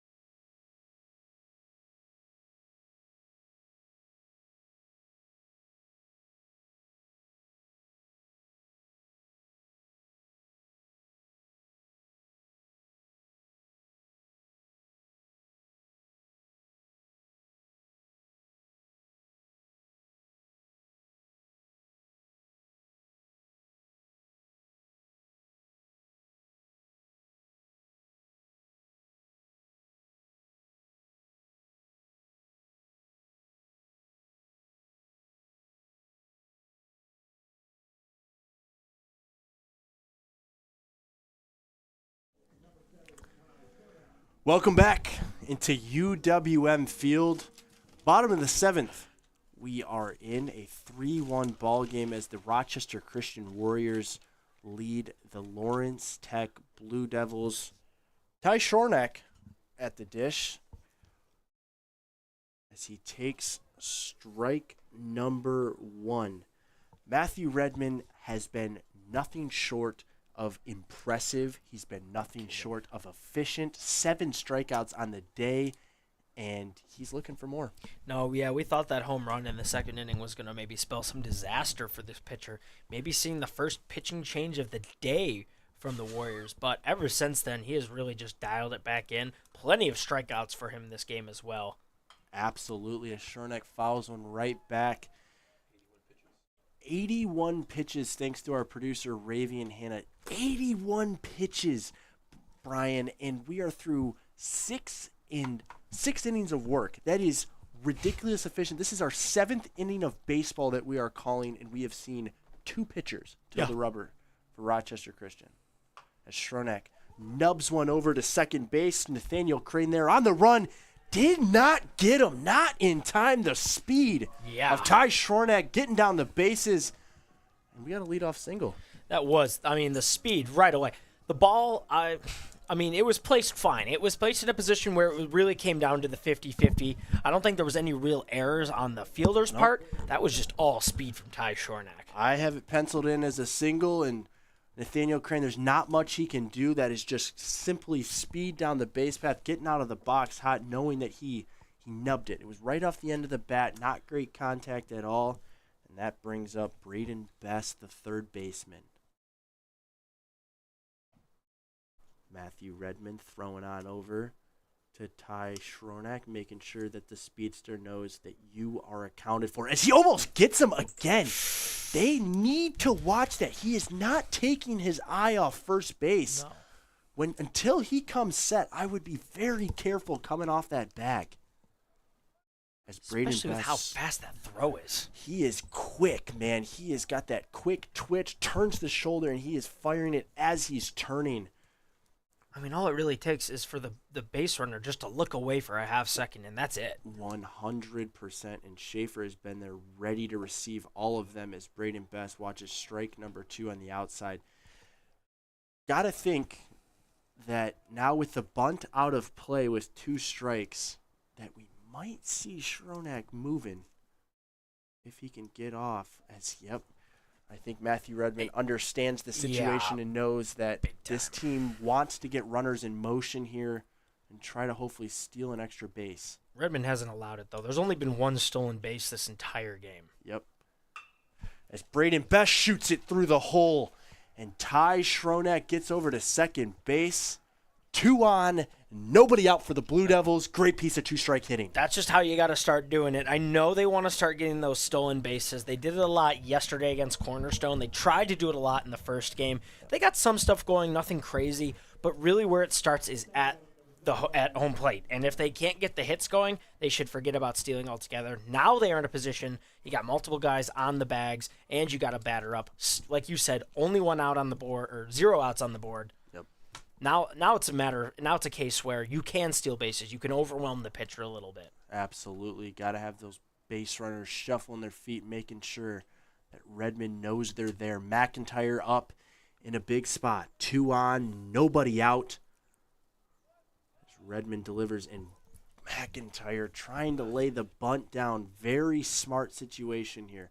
We know that Lawrence Tech likes to small ball you. They're going to bunt. They're going to do it efficiently. I think they're 4 for 4 on sacrifice bunts, and they do have a bunt for a hit today.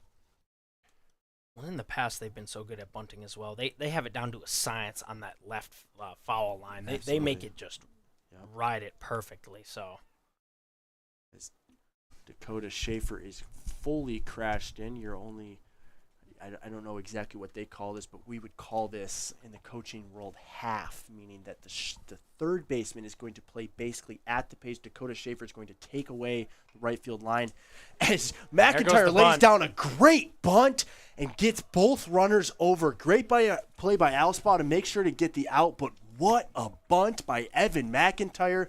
The Blue Devils continue to small ball the Warriors.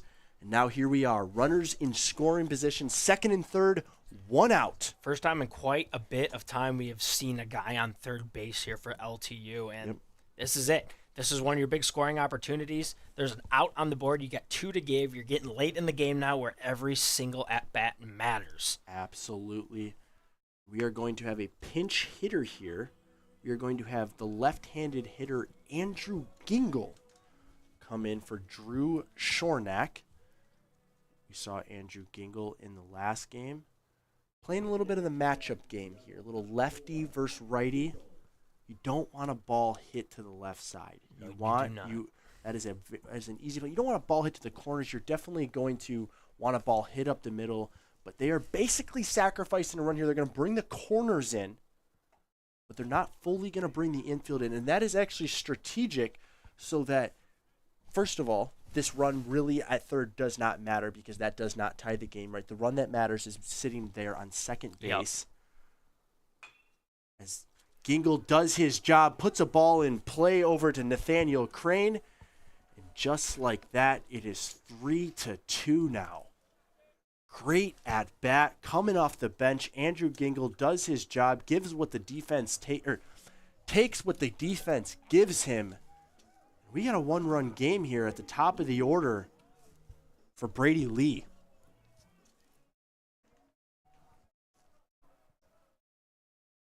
Runner on third, 2 outs. Brady Best can run pretty well. Drew Lee got a double and 2 strikeouts as he nubs one down the left field line. And that will be foul. Yeah, Brady Lee here. Struck out last time he was up to bat, but had a double before that. We definitely know he can hit the ball. He's in a pretty tight spot, though. I mean, another hit here tying up the game would be huge. It's Huge is right. not the end of the world. You've already gotten that 1 run. At least you've done something in this inning. But tying it up here is definitely what the Blue Devils are looking to do. Little 2-out magic is what the Blue Devils are looking for. 1-1 to Brady Lee. Swing and a miss. Now you're really going to start thinking. This is a moment where you choke up on the bat, maybe widen that stance a little bit, and you're just putting your feet down and fighting. Everything close, you're trying to fight off and not chase like he did not do there. 2s on Good the eye. board. 2 balls, 2 strikes, 2 outs for the Blue Devils. Down 1. Redmond, the 2-2. Swing and a miss. Big strikeout for strikeout number 8 for Mitchell Redmond, or for Matthew Redmond, and the Warriors get out of the 2-out jam.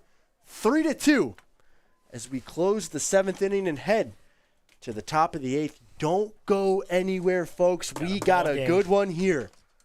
We'll be right back.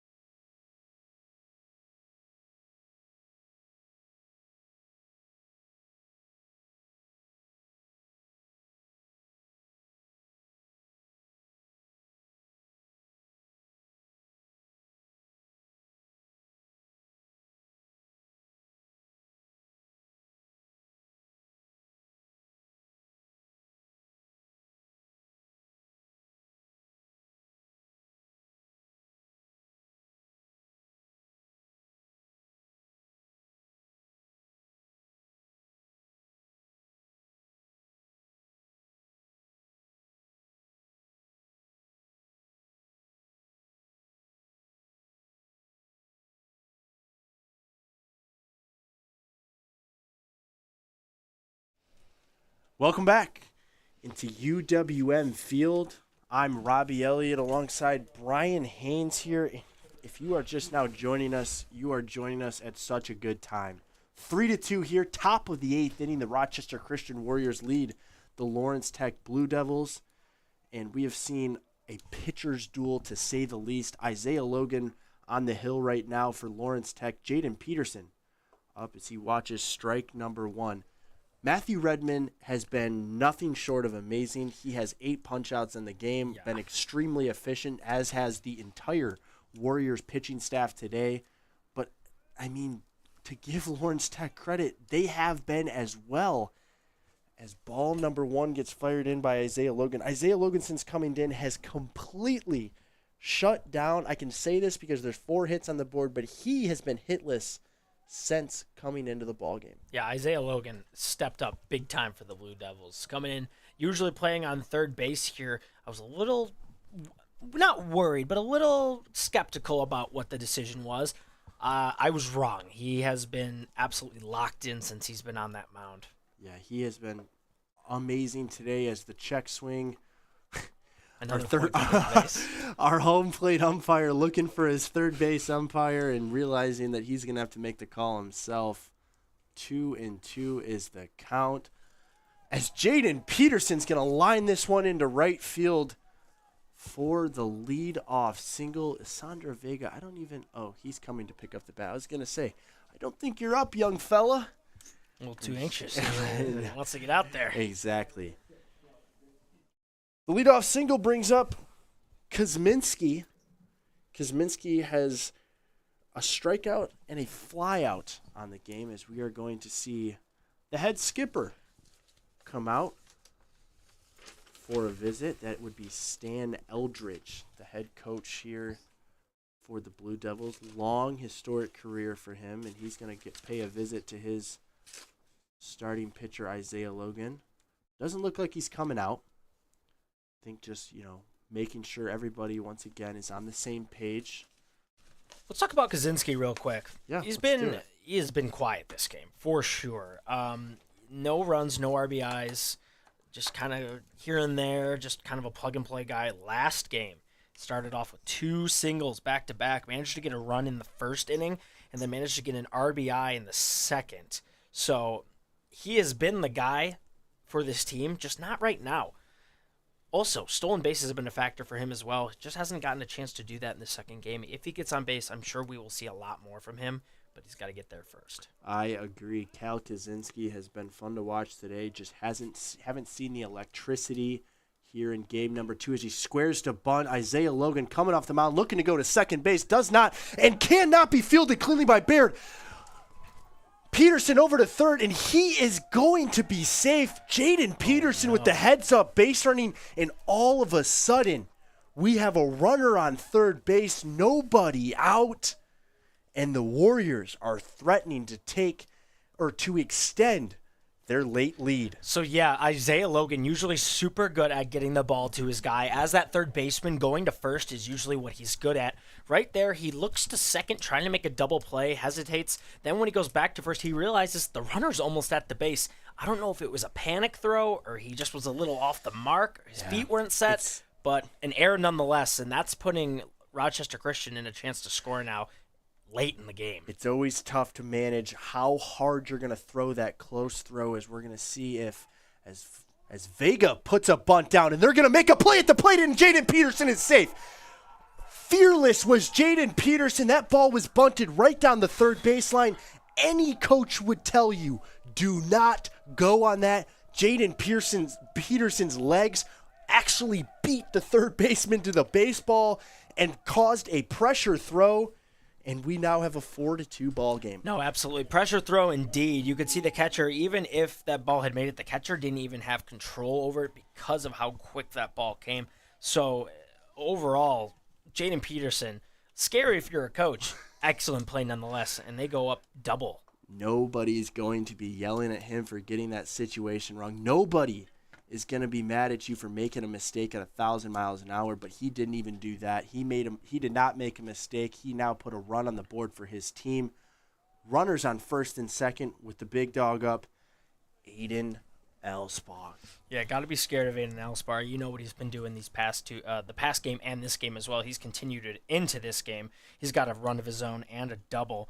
But let's talk about Vega. I mean, the bunt there, pretty solid bunt. And the fact that they wanted to go home there, he's going to get a free base out of it. So Absolutely. Vega, who already has an RBI, or who already had a run this game, now adds on an RBI. Yeah, he's done it all today. He's made spectacular catches as the Blue Devils now in panic situation with 2 arms up in the bullpen.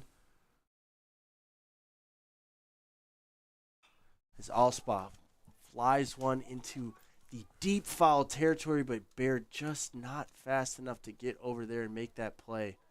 I'll say it again if you're just now joining us. This foul territory reminds me of the old Oakland Coliseum where the Oakland A's used to play. I mean, it is as large as it gets in baseball. There is so much room for these foul balls to be caught. Yeah. But and that is 100% to the hitter's disadvantage. But, I mean, in terms of Justin Baird right now, who's probably sucking wind a little bit as he heads back over to first base, to their disadvantage as well. Absolutely. Made the hustle to no avail. To no avail. That reminds me of somebody. Out of breath. Big situation here for the Blue Devils. 2-2 count to Elspaw, and it's going to miss high 3-2. Isaiah Logan knowing that he cannot load the bases up, and knowing probably if he does, it will be his last hitter. Still no outs. Nobody out for the Warriors. Elspaw digs in. Logan, the 3-2, fouled straight back. Allspot just staying in this one right now. Absolutely. He has done nothing more than have great at-bats each and every time he's stepped up to the plate. It has been nothing short of impressive. He has been a threat in the middle of this Warrior order. We're full again. 3-2. Nobody out. Runners on first and second. Elspaw, swing and a miss. Isaiah Logan gets the big strikeout for out number 1. That was huge. Yeah, it really was, and he got a piece of it as well. But credit to Drew Mers, able to get his glove on it and secure the third out. No opportunity for Allspaw to get moving there. That is going to be the first out of this inning, and it's also a perfect opportunity for Isaiah Logan to get relieved here. Yes, Isaiah Logan has done his job. He has gone, I believe it's 4 innings, I think 3 1/3 innings, and allowed 1 run on 1 hit, and had that was a big out right there. Right there. That could have been Evading detrimental. damage. We'll see who they bring in. Rochester Warriors up 4-2 over the Lawrence Tech Blue Devils. We'll be back right after this.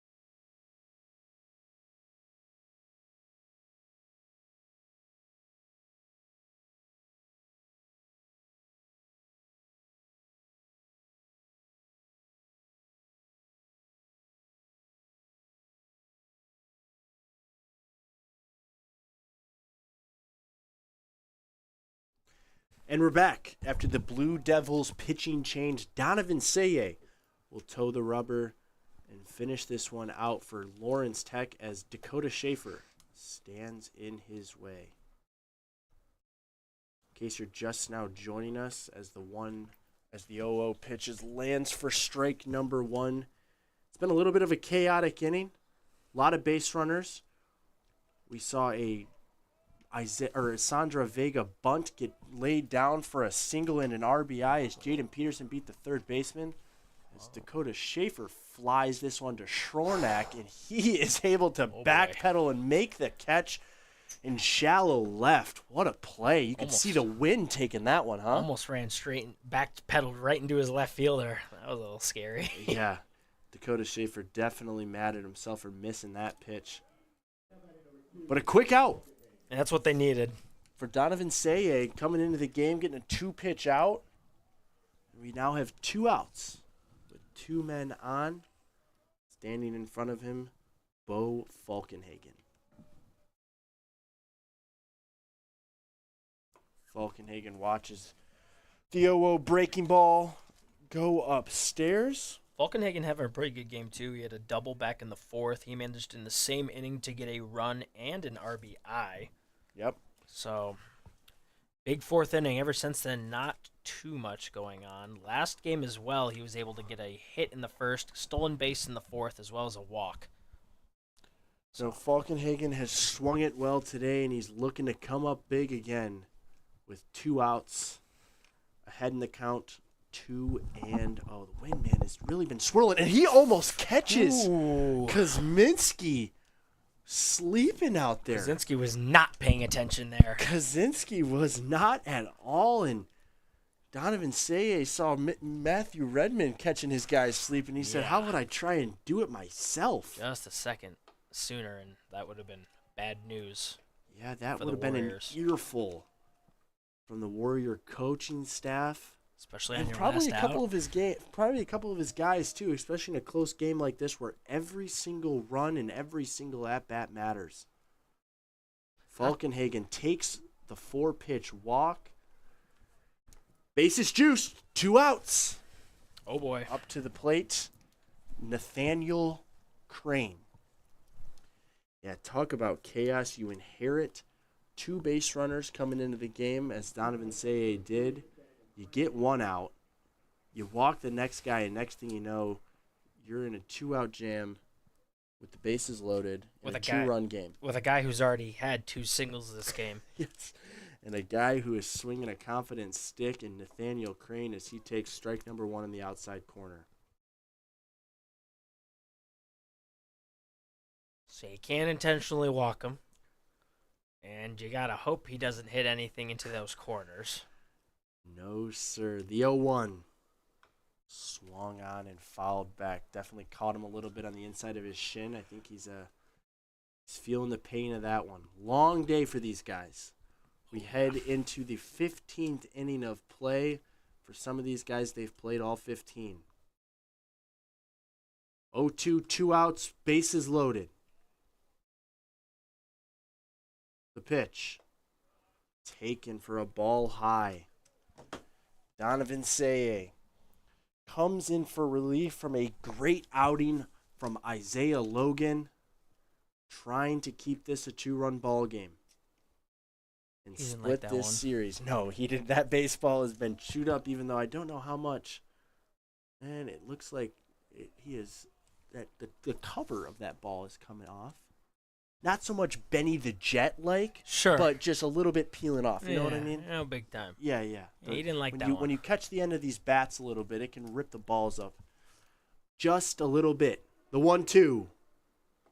Ooh, just missed on the outside corner. Nathaniel Crane, not only did he want it, but I think he thought that he got caught looking. Just a little bit outside. Donovan Saye a little unhappy that he didn't get that one. Definitely a bit of a bailout there. Could have gone either way. 100%. Saye the 2-2. Inside for ball 3. And you got to think this next ball coming is a strike. Has got to be. 100% Saye gets his pitch. Nowhere to put him. 3-2, 2 outs, bases loaded. And he hits him, and in comes a run. Oh, no.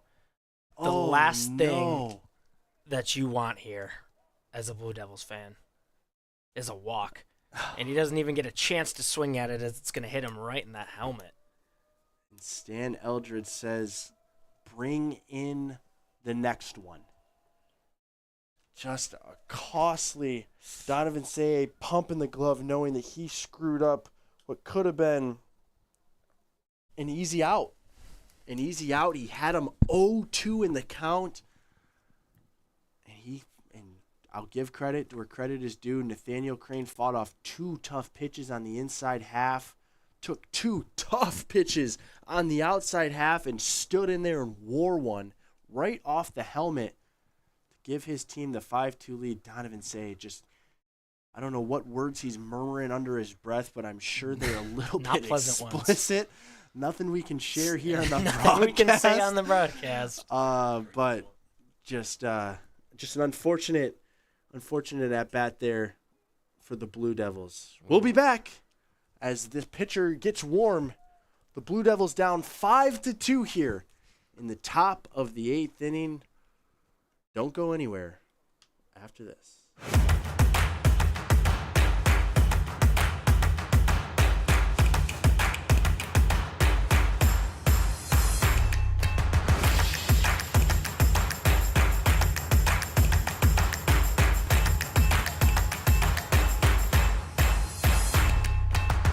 Because every athlete deserves to be treated like a pro. Henry Ford Sports Medicine. I told you could get happy hour every day from 1 to 8 p.m. at the Evergreen Bar in Southfield. And the new menu items are looking right. Okay, I see they got lamb chops now. You know you gotta hit the shrimp with the lemon drip. Okay, Evergreen Bar done stepped it up. Cheers to that. And on Friday and Saturday nights, they got a nice karaoke vibe from 7 p.m. to midnight. Everything was tasting right. And welcome back inside UWM Field for now the second pitching change of the day. We have Tim Polidor on the mound for the Blue Devils. But an unfortunate 2-run top of the 8th inning. And once again, we land in the same situation we left in. Bases loaded, 2 outs as Lassner flies one into foul territory, and Justin Bear just can't haul it in. That is one You that gotta get. has to be hauled in. You got to get that one. I don't think this was necessarily a matter of speed or getting there or the sun's in your eyes. He obviously saw that when coming down. He had his glove open, ready to grab that. And unfortunately, that's just when you got to get. Over there on foul territory, you're hearing the roars of the opposing team dugout telling you you're a lot closer to the fence than you are. That slips into the brain. Automatically, you lose focus. And next thing you know, we're here 0-1 with Lassner having another chance to drive in a very important insurance run that can put this thing outside of reach of a grand slam. Yeah, I was just going to say, especially with the loaded bases, you only got one more out to give. That is a scary one to give up now because you really are relying on Polidor to. Yeah, he pitched you an out. He Yeah. pitched you an out, and unfortunately it wasn't, and you just can't keep throwing outs out the window. The 1-1. Called strike in the outside corner, and he's going to steal home. Vega is called out. Oh, yeah. Bold move there, trying to catch the new pitcher sleeping. And Polidor reacts in time, and the Blue Devils are bailed out. We head to the 9th. Interesting play. We head to the bottom of the 8th. 5-2, Rochester Christian leads the Blue Devils. Don't you go anywhere. We'll be back right after this.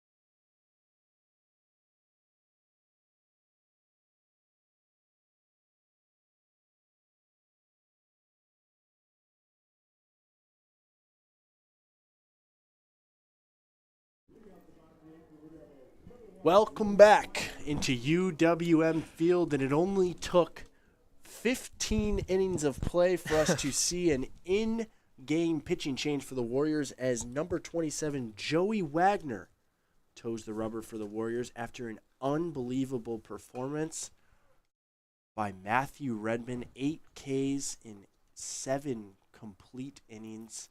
He allowed 2 runs on 6 hits. His defense only giving up 1 error. 8 strikeouts, I'll say it again. He was efficient. It was timely. He was clutch. He got out of a couple jams, and he put his team in a great position to win this game. Picked a guy off. You're right, as Wagner misses on the 0-1. It was a masterful performance by him. There was a lot of opportunities that the Blue Devils could have got things going, and he just never let them get truly hot.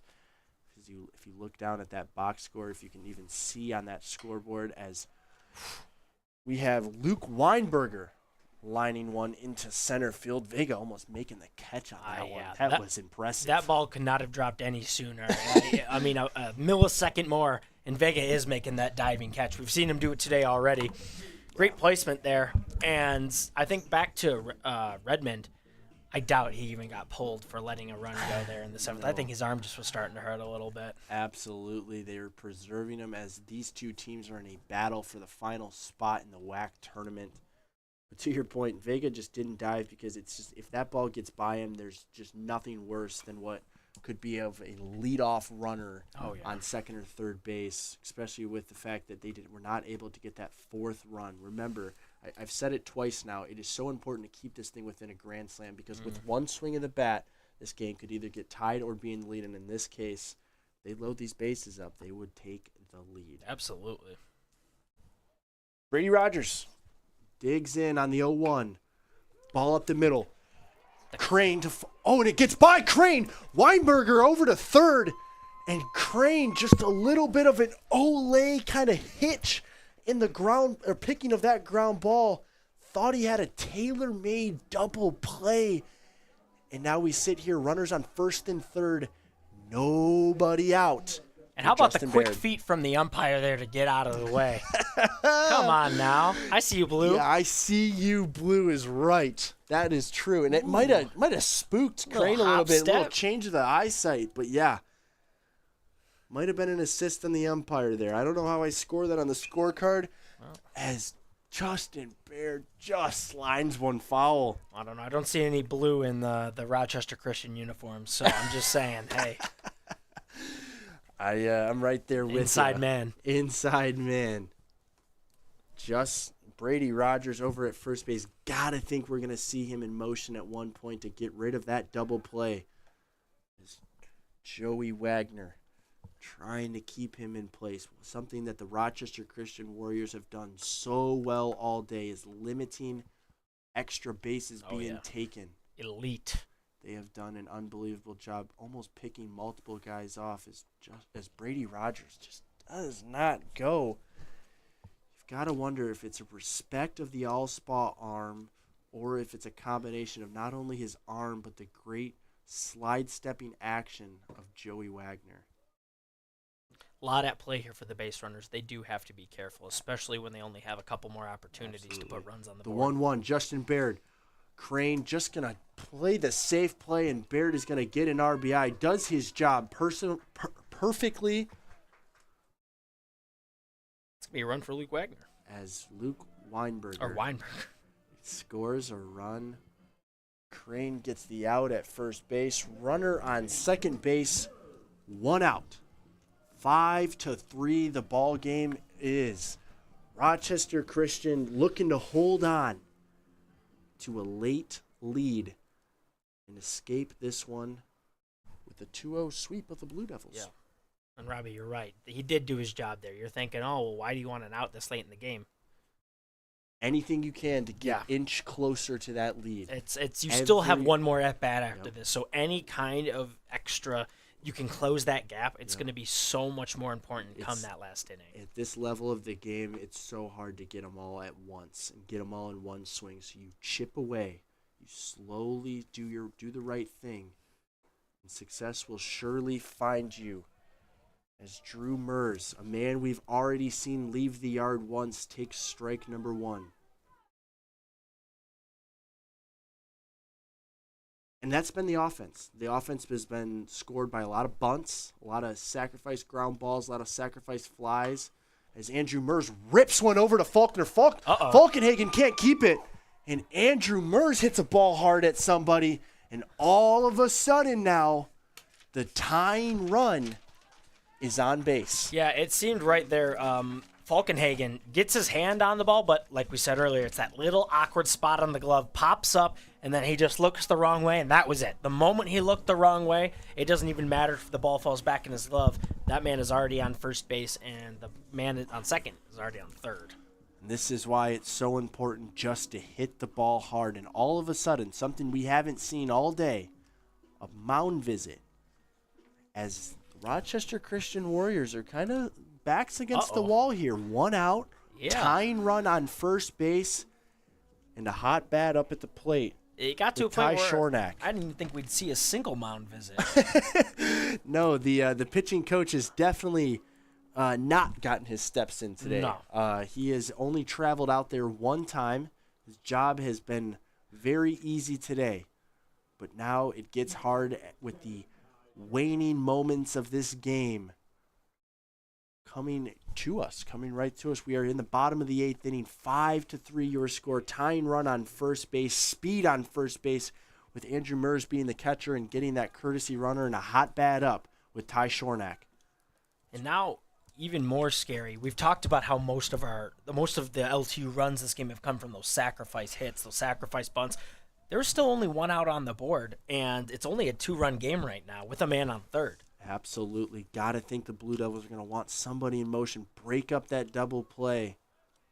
And you know that number 31, DeAndre Parnell, is going to be thinking, break this thing up in any way can. And I'm not saying by taking out the infielder, but just doing something to disrupt the transfer so that not only does that run score if a ball is hit up the middle, but so that you have another chance to score a guy. Yeah, and Parnell's been caught stealing a couple times today already. Once in the first game, and I believe, twice in the first game he was caught. But his speed is still something to be said, and that's not just because you got caught a couple times doesn't mean you give up altogether, especially in a scenario like this. That is why he's on first base right now. 100%. Joey Wagner feeling the pressure of the moment. 2-1, 1 out. Ty Shornack, who's got 3 hits on the day, 1 in this game, 2 in the last, looking to bring his Blue Devils within 1 at least.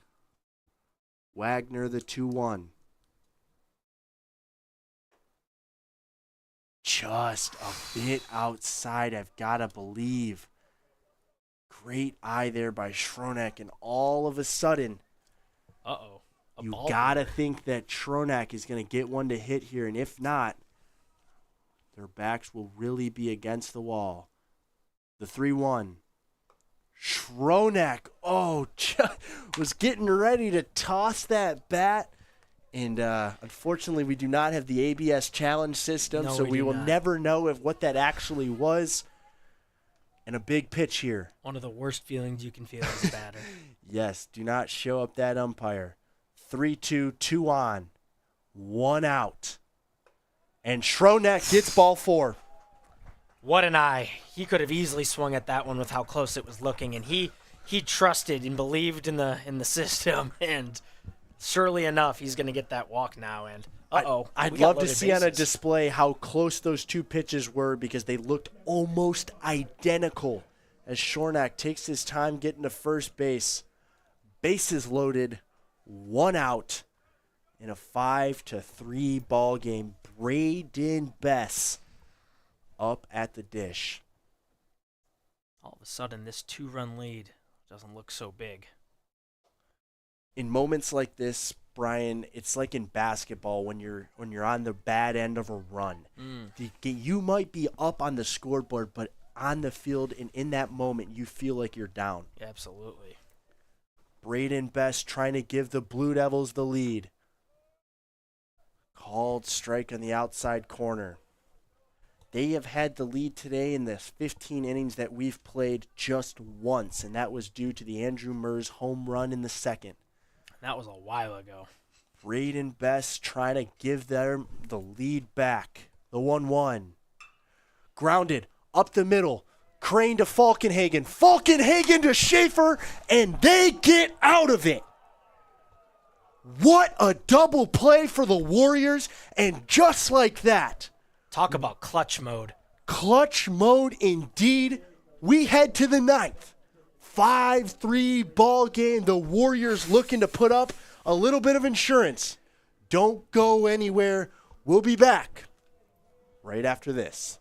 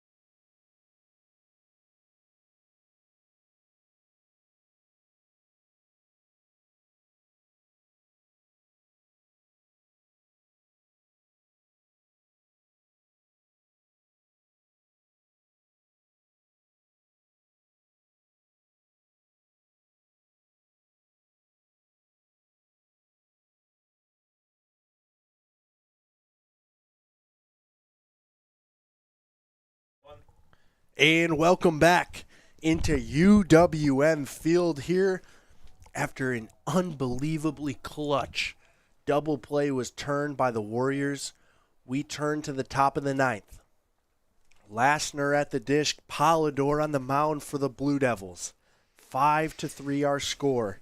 And man, oh man, the momentum we thought was just about to turn in the Blue Devils' way. They were threatening with less than 2 outs.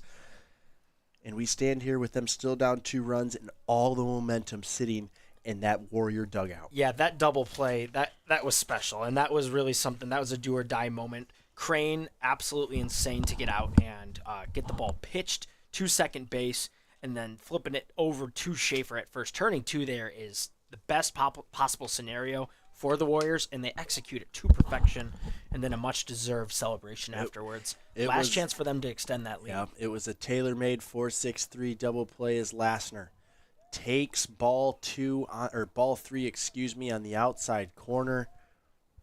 This is a moment where Polidor knows that he has to put up a 0 here at the bottom of the order up. Lassner,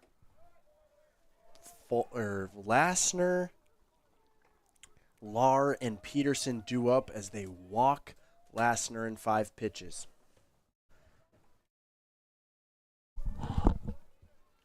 Yeah, I think a run here, not technically the dagger, but a run here definitely knocks the wind out of the sails of the Blue Devils. For sure it does. Their minds have turned now to double play, knowing Lar will lay one down with the corners with the third baseman, and the first baseman will crash if the ball takes him off the base. But he has got to keep the pinch runner over there occupied. Nico Lar, big situation here, trying not to hit into a double play as Polidor barely gets it over there to the first baseman.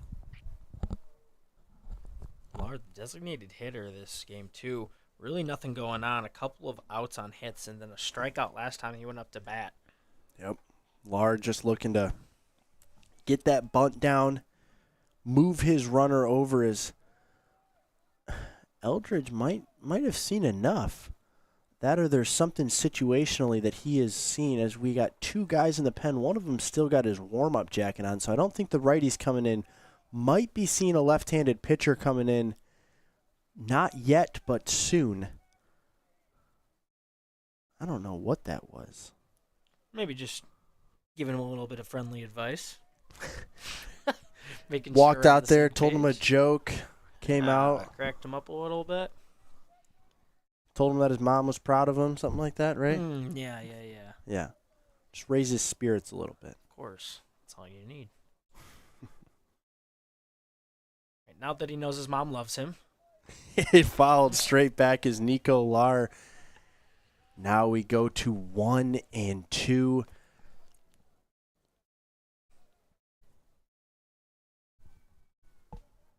Excuse me, we go to 1-1. Polidor making sure that runner knows that he is not going anywhere. Yeah, he's going to watch him, especially in this last inning. Every single run matters. Every single pitch matters, as We're in crunch time. As the umpire is reminding the people up here in the press box that it is 2-1, not 1-1, not 1-1. As they still have yet to change the board. As Lair flies one deep left field, camped under it is Schronek, and the runner never got back, and he is going to be safe. He never stepped on the bag. Justin Baird, all he had to do was keep his foot on the bag, pick that baseball, and they would have had him doubled up. It still looked like to me he tagged him before he reached the bag, though. It's a tougher call there because he's sliding head first and he tagged him in the middle of the arm. But I just don't understand what the thinking was there. Keep your foot on the bag and pick that, and there's no way that he is standing there on first base anymore. Bit of an error there. And one you really can't give up this late in the game. I know the runner was fooled because I think everyone in the ballpark thought that Nico Lair hit that ball a little bit harder than he did. The wind just knocked it down. But now, all of a sudden, what could have been a double play, we sit here with one out, and Jaden Peterson rolls one over. Trying to Schronek, trying to get it, and he throws it into right field. Runner advances to third base, and just like that, a play that just could not have been, and they throw the ball around again. The Blue Devils are throwing the ball around, and we now have runners on second and third with one out to go. Just costly, unfocused baseball getting played right there in a moment where you just can't have it. And that's just pure frustration, Robbie. You could see it on the face of everyone. The first ball that's thrown over second base, that's a mistake. But then the ball going back that gets thrown over the guy on first, it goes rolling towards where the batters are getting warmed up. That's just a frustration mistake, and that is something you cannot be doing at this level. Not at this level. You do not. The one thing you don't want to do in sports in general is compound errors. And that is exactly what Lawrence Tech has done. Fortunate for them, it has not turned into a run just yet. Still an opportunity to get out of it. Infield in, ball fouled off behind the plate. Kaczynski looking to extend the Warrior lead. Runners on second and third, one out. Infield playing in. All Kaczynski needs to do is put a ball in the air as the 0-2 is left upstairs for ball number one.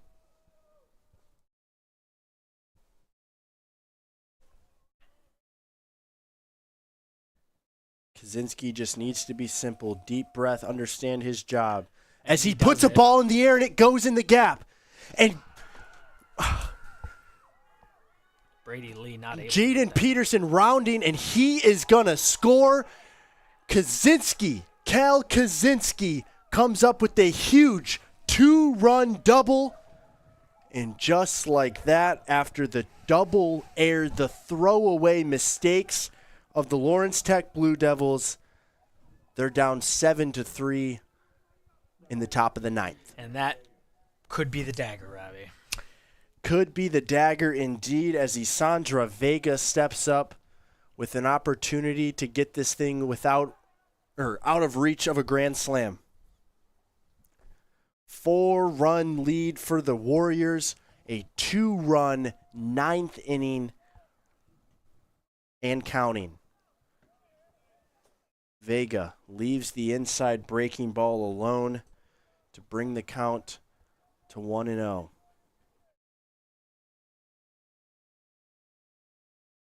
But to your point, Brian, that was a dagger. That base hit into right as Vega takes ball one on the outside is just, it was imminent. You knew it was coming. You knew one of those. It is so hard. This game, it does not disappoint. It does not, I'm forgetting the word that I'm looking for, but it does not give you in moments where you don't deserve it, and they did not deserve to get out of that with the errors and mistakes that they made. I think that's the case too. I think this is why people who don't watch the game, they just look at the box scores after the game. It doesn't do it justice, because then you look at the score 7-3, it's like, they just didn't play good enough. They're at a point right now where, you don't make that error. You don't make that first error where it goes over second, then the second error. That is a mental obstacle for everyone on that field in a Lawrence Tech uniform. And then you let the guy get the hit. You let the run in. Now the lead extends. So now you have a mental obstacle in front of a visual obstacle. You can see what's happening. Yep. And that is just mentally, that's got to be tough on these Blue Devils. It is. Baseball is an unforgiving game, and it's a game that will just continue to jab at you if you let it. And we're seeing the collapse right now.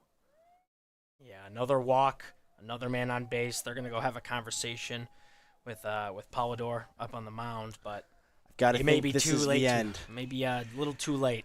The lefty comes in. The bullpen doors have been opened. Stan Eldridge comes to take the ball from his pitcher, where he will inherit first and second, 1 out, with a 4-run deficit here in the top of the ninth inning at UWM Field. We will be back right after this.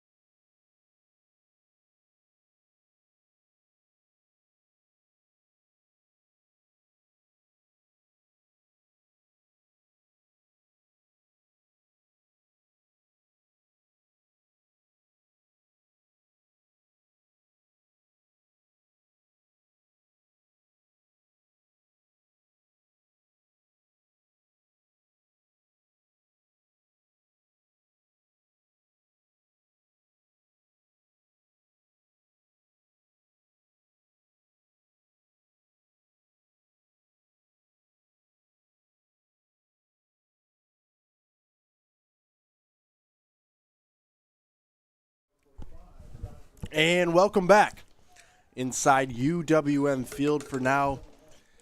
The second pitching change in the last 2 innings for the LTU Blue Devils. It is Jonathan Kurzawa on the bump. And at this point, it really is just about not allowing any more runs. Nope. Preserve the deficit. Give your guys a chance in the bottom of the 9th to make some magic happen under the lights. Yeah, and you only got 1 out on the board here, so really it is just a matter of getting those outs, getting out of here, and then we'll focus on getting runs when we have to. Absolutely, as the 1-0 from Kurzawa. Called strike number 1. I'm Kurzawa here too. I'm throwing a lot of strikes. I know it's like you usually don't want to give guys like Allspow those chances to hit big ball, big plays. But in this case, it's kind of like too late. So you really do just want to throw strikes, not allow him to walk, because once you load those bases, you're in a much worse position. Oh, no. And this is what happens when, unfortunately, inexperienced guys come in. He is unaware of the pitch clock, and he burns his time giving up a ball. Allspaw hits this one, trying to make a catch. Will a bullpen catcher make a play? And No. he does not. And They throw them, they don't catch them. And that is why you are in the bullpen. Exactly right. You throw them, not catch them. Shout out to all my bullpen pitchers. Yeah. I love you guys. I know you guys have a lot of fun out there. You guys make plays every once in a while, but just nothing there. Come on, let's put on a show. You got to entertain us, right? Yeah, lights are on, man. Come on, exactly. Cameras are on. Allspaw swings and misses, and he goes down for a big out number 2 in the first out. And that's a big of out. Kurzawa's outing. Yeah, like you said, very big out. That is a big hitter at the dish who's done damage to the Blue Devils all night long, and a chance for him to really put a hole in this one. And Andrew Allspaw is just unable to, as he walks back without his helmet on. I think a little upset, not only at himself. A little frustration. Yeah. As Schaefer lines one into left field, that's going to come in. And the run does score. Kaczynski scores. Vega to third base. And just like that, 8-3 off the Dakota Schaefer ground ball single into right field. And dare I say, that's the dagger. That's the dagger? Is that the one? I think that's the one. Up 5 now, and it's no longer a matter of a grand slam. You're going to have to do a grand slam and then some. And we haven't really seen that level of hitting from LTU this game. Unfortunately, nothing to show us or make us believe that there is hope, but that is why you play the game. It is why there's 27 outs and there's no clock in this game. Anything can happen, but it is not looking good for the Blue Devils. Vega on third. The pinch runner on first. Kurzawa on the mound. Runner goes. Mers throws down, and he got him. Wow. Big throw out there for Andrew Mers for the third out of the inning. We head to the bottom of the 9th inning, 8-3 after a huge 3-run top of the 9th for the Rochester Christian Warriors. Don't go anywhere. Yeah. Possibly a little bottom of the 9th magic, maybe, looming for the Blue Devils. We'll be back right after this.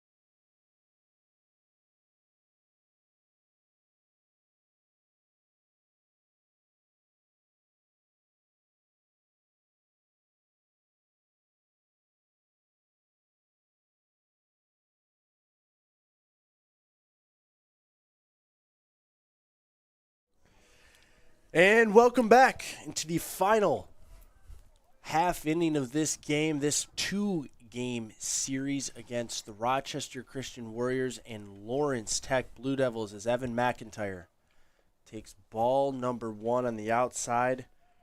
Joey Wagner, in case you are just now joining us, has been on the hill for the last inning and a third.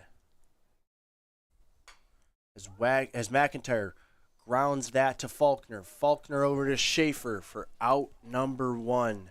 And Not a just great like start. that, the Blue Devils are down to their final 2 outs. Yep, not a great start. We already knew we had a lot of ground to cover, and your first hitter going out there is definitely not what you want. Nope, rolling on over on a tough breaking ball in the outside half. It's now up to the 9-hitter, Drew Shornack.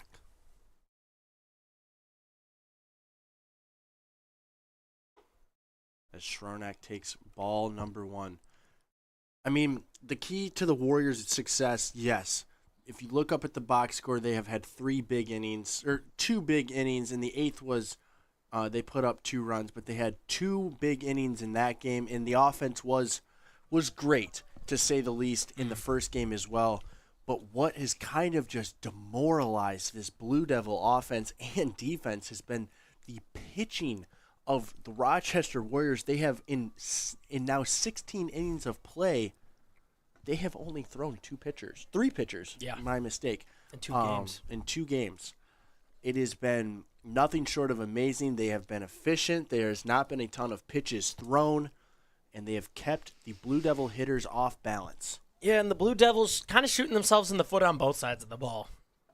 Even when the pitching is going better for them in terms of when they're hitting, when they're on the other side of the ball and they're fielding, errors here and there, and like you said, those compound errors that you just can't let happen late in the game, those have also really been a deficit Lost here. a bit of focus for sure as Shornack digs in for the 2-2. Wagner. Ball 3 on the outside. Full count. 1 out. And you can see everyone's kind of playing out now, keeping everything in front of them. Absolutely. The goal is just, like you said, keep the ball in front and escape with victory, not blowing this 5-run lead. Wagner, the 3-2. Ball 4, and Shornack with the 1-out walk. Like, any of these things, I'm an optimistic man. I've seen enough baseball to know this game is never over. Yeah. I've got my boy Ravian over here with a rally cap on. We all want to see the comeback. We all believe it happens. It's why there's no clock in this game. It's the greatest sport on earth. And for that reason, and with a 1-out walk, it's just how these things start, as the order is now flipped for Brady Lee. Brady Lee fists one over to the shortstop. Falkenhagen over to Kane. Crane gets the out at second base, unable to turn the double play. And just like that, the Blue Devils have now reached their final out. Yeah, Crane beat me to it there, but I was just going to say this is what I think. This is scary double play territory right now, right? This guy, you're keeping everything in front of you. So a ground ball or anything not over your head, it's going to be an easy opportunity for that double play, and we almost saw it right there. 2 outs, only 1 to go.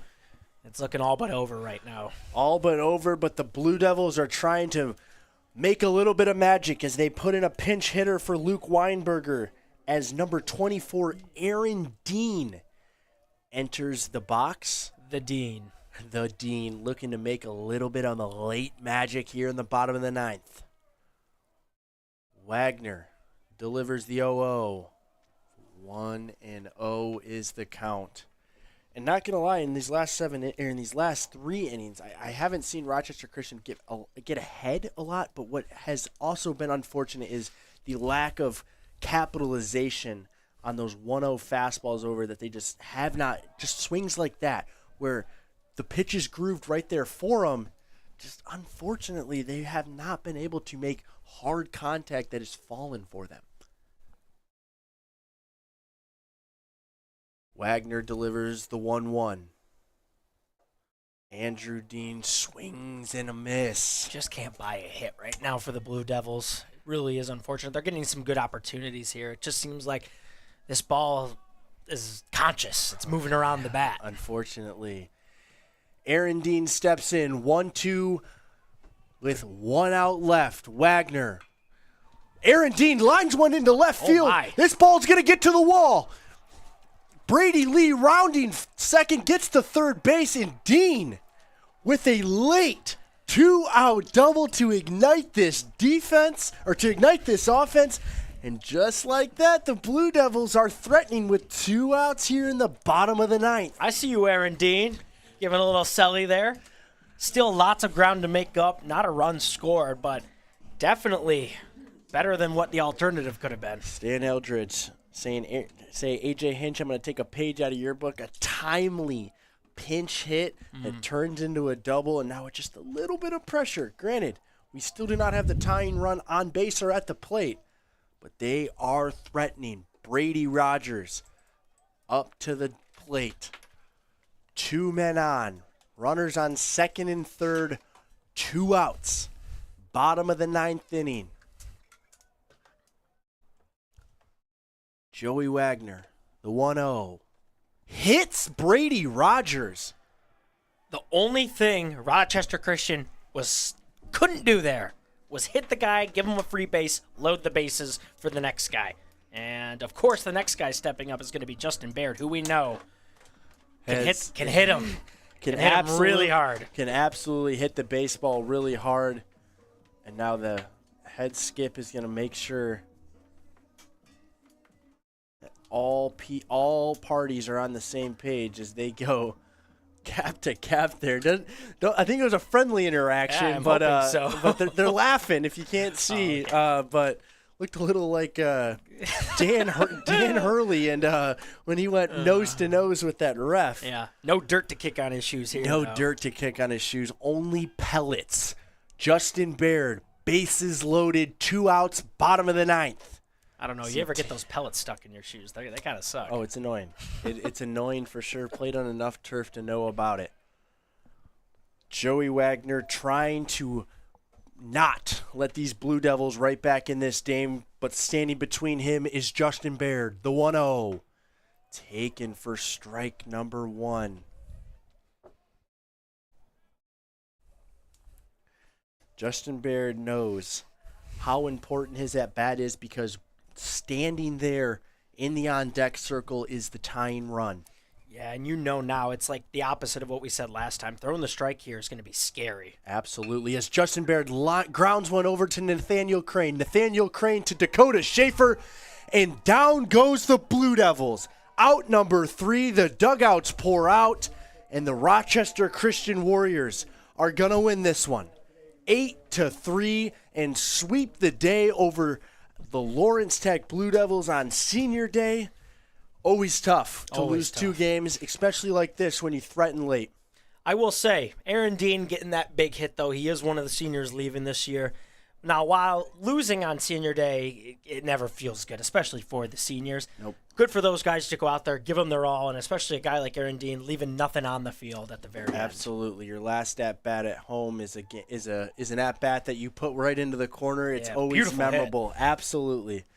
Absolutely. And one of the best parts about this game is what's done right here, a sign of sportsmanship as the teams shake hands. To all the seniors at Lawrence Tech's baseball program, a salute to you for sticking around, for representing this university well. I wish all of you nothing but the best. It's always tough to walk off your home field for the last time. It's one of the saddest days, I'm sure, as a coach, but I know walking off, as an athlete in this sense, I know what those guys are feeling. It's tough, and it's always even more tough when you can't walk out with a victory. Absolutely. Still, though, you got to say they gave it their all. I don't think there was any laziness there in that last game. It was played to the full ability of everybody on that LTU team, and I hope that they can at least be happy that they gave it their all. Absolutely. From UWN Field, the Blue Devils lose this one 8-3 to the Rochester Christian Warriors. I'm Robbie Elliott. He's Brian Haynes. Good night from UWM Field.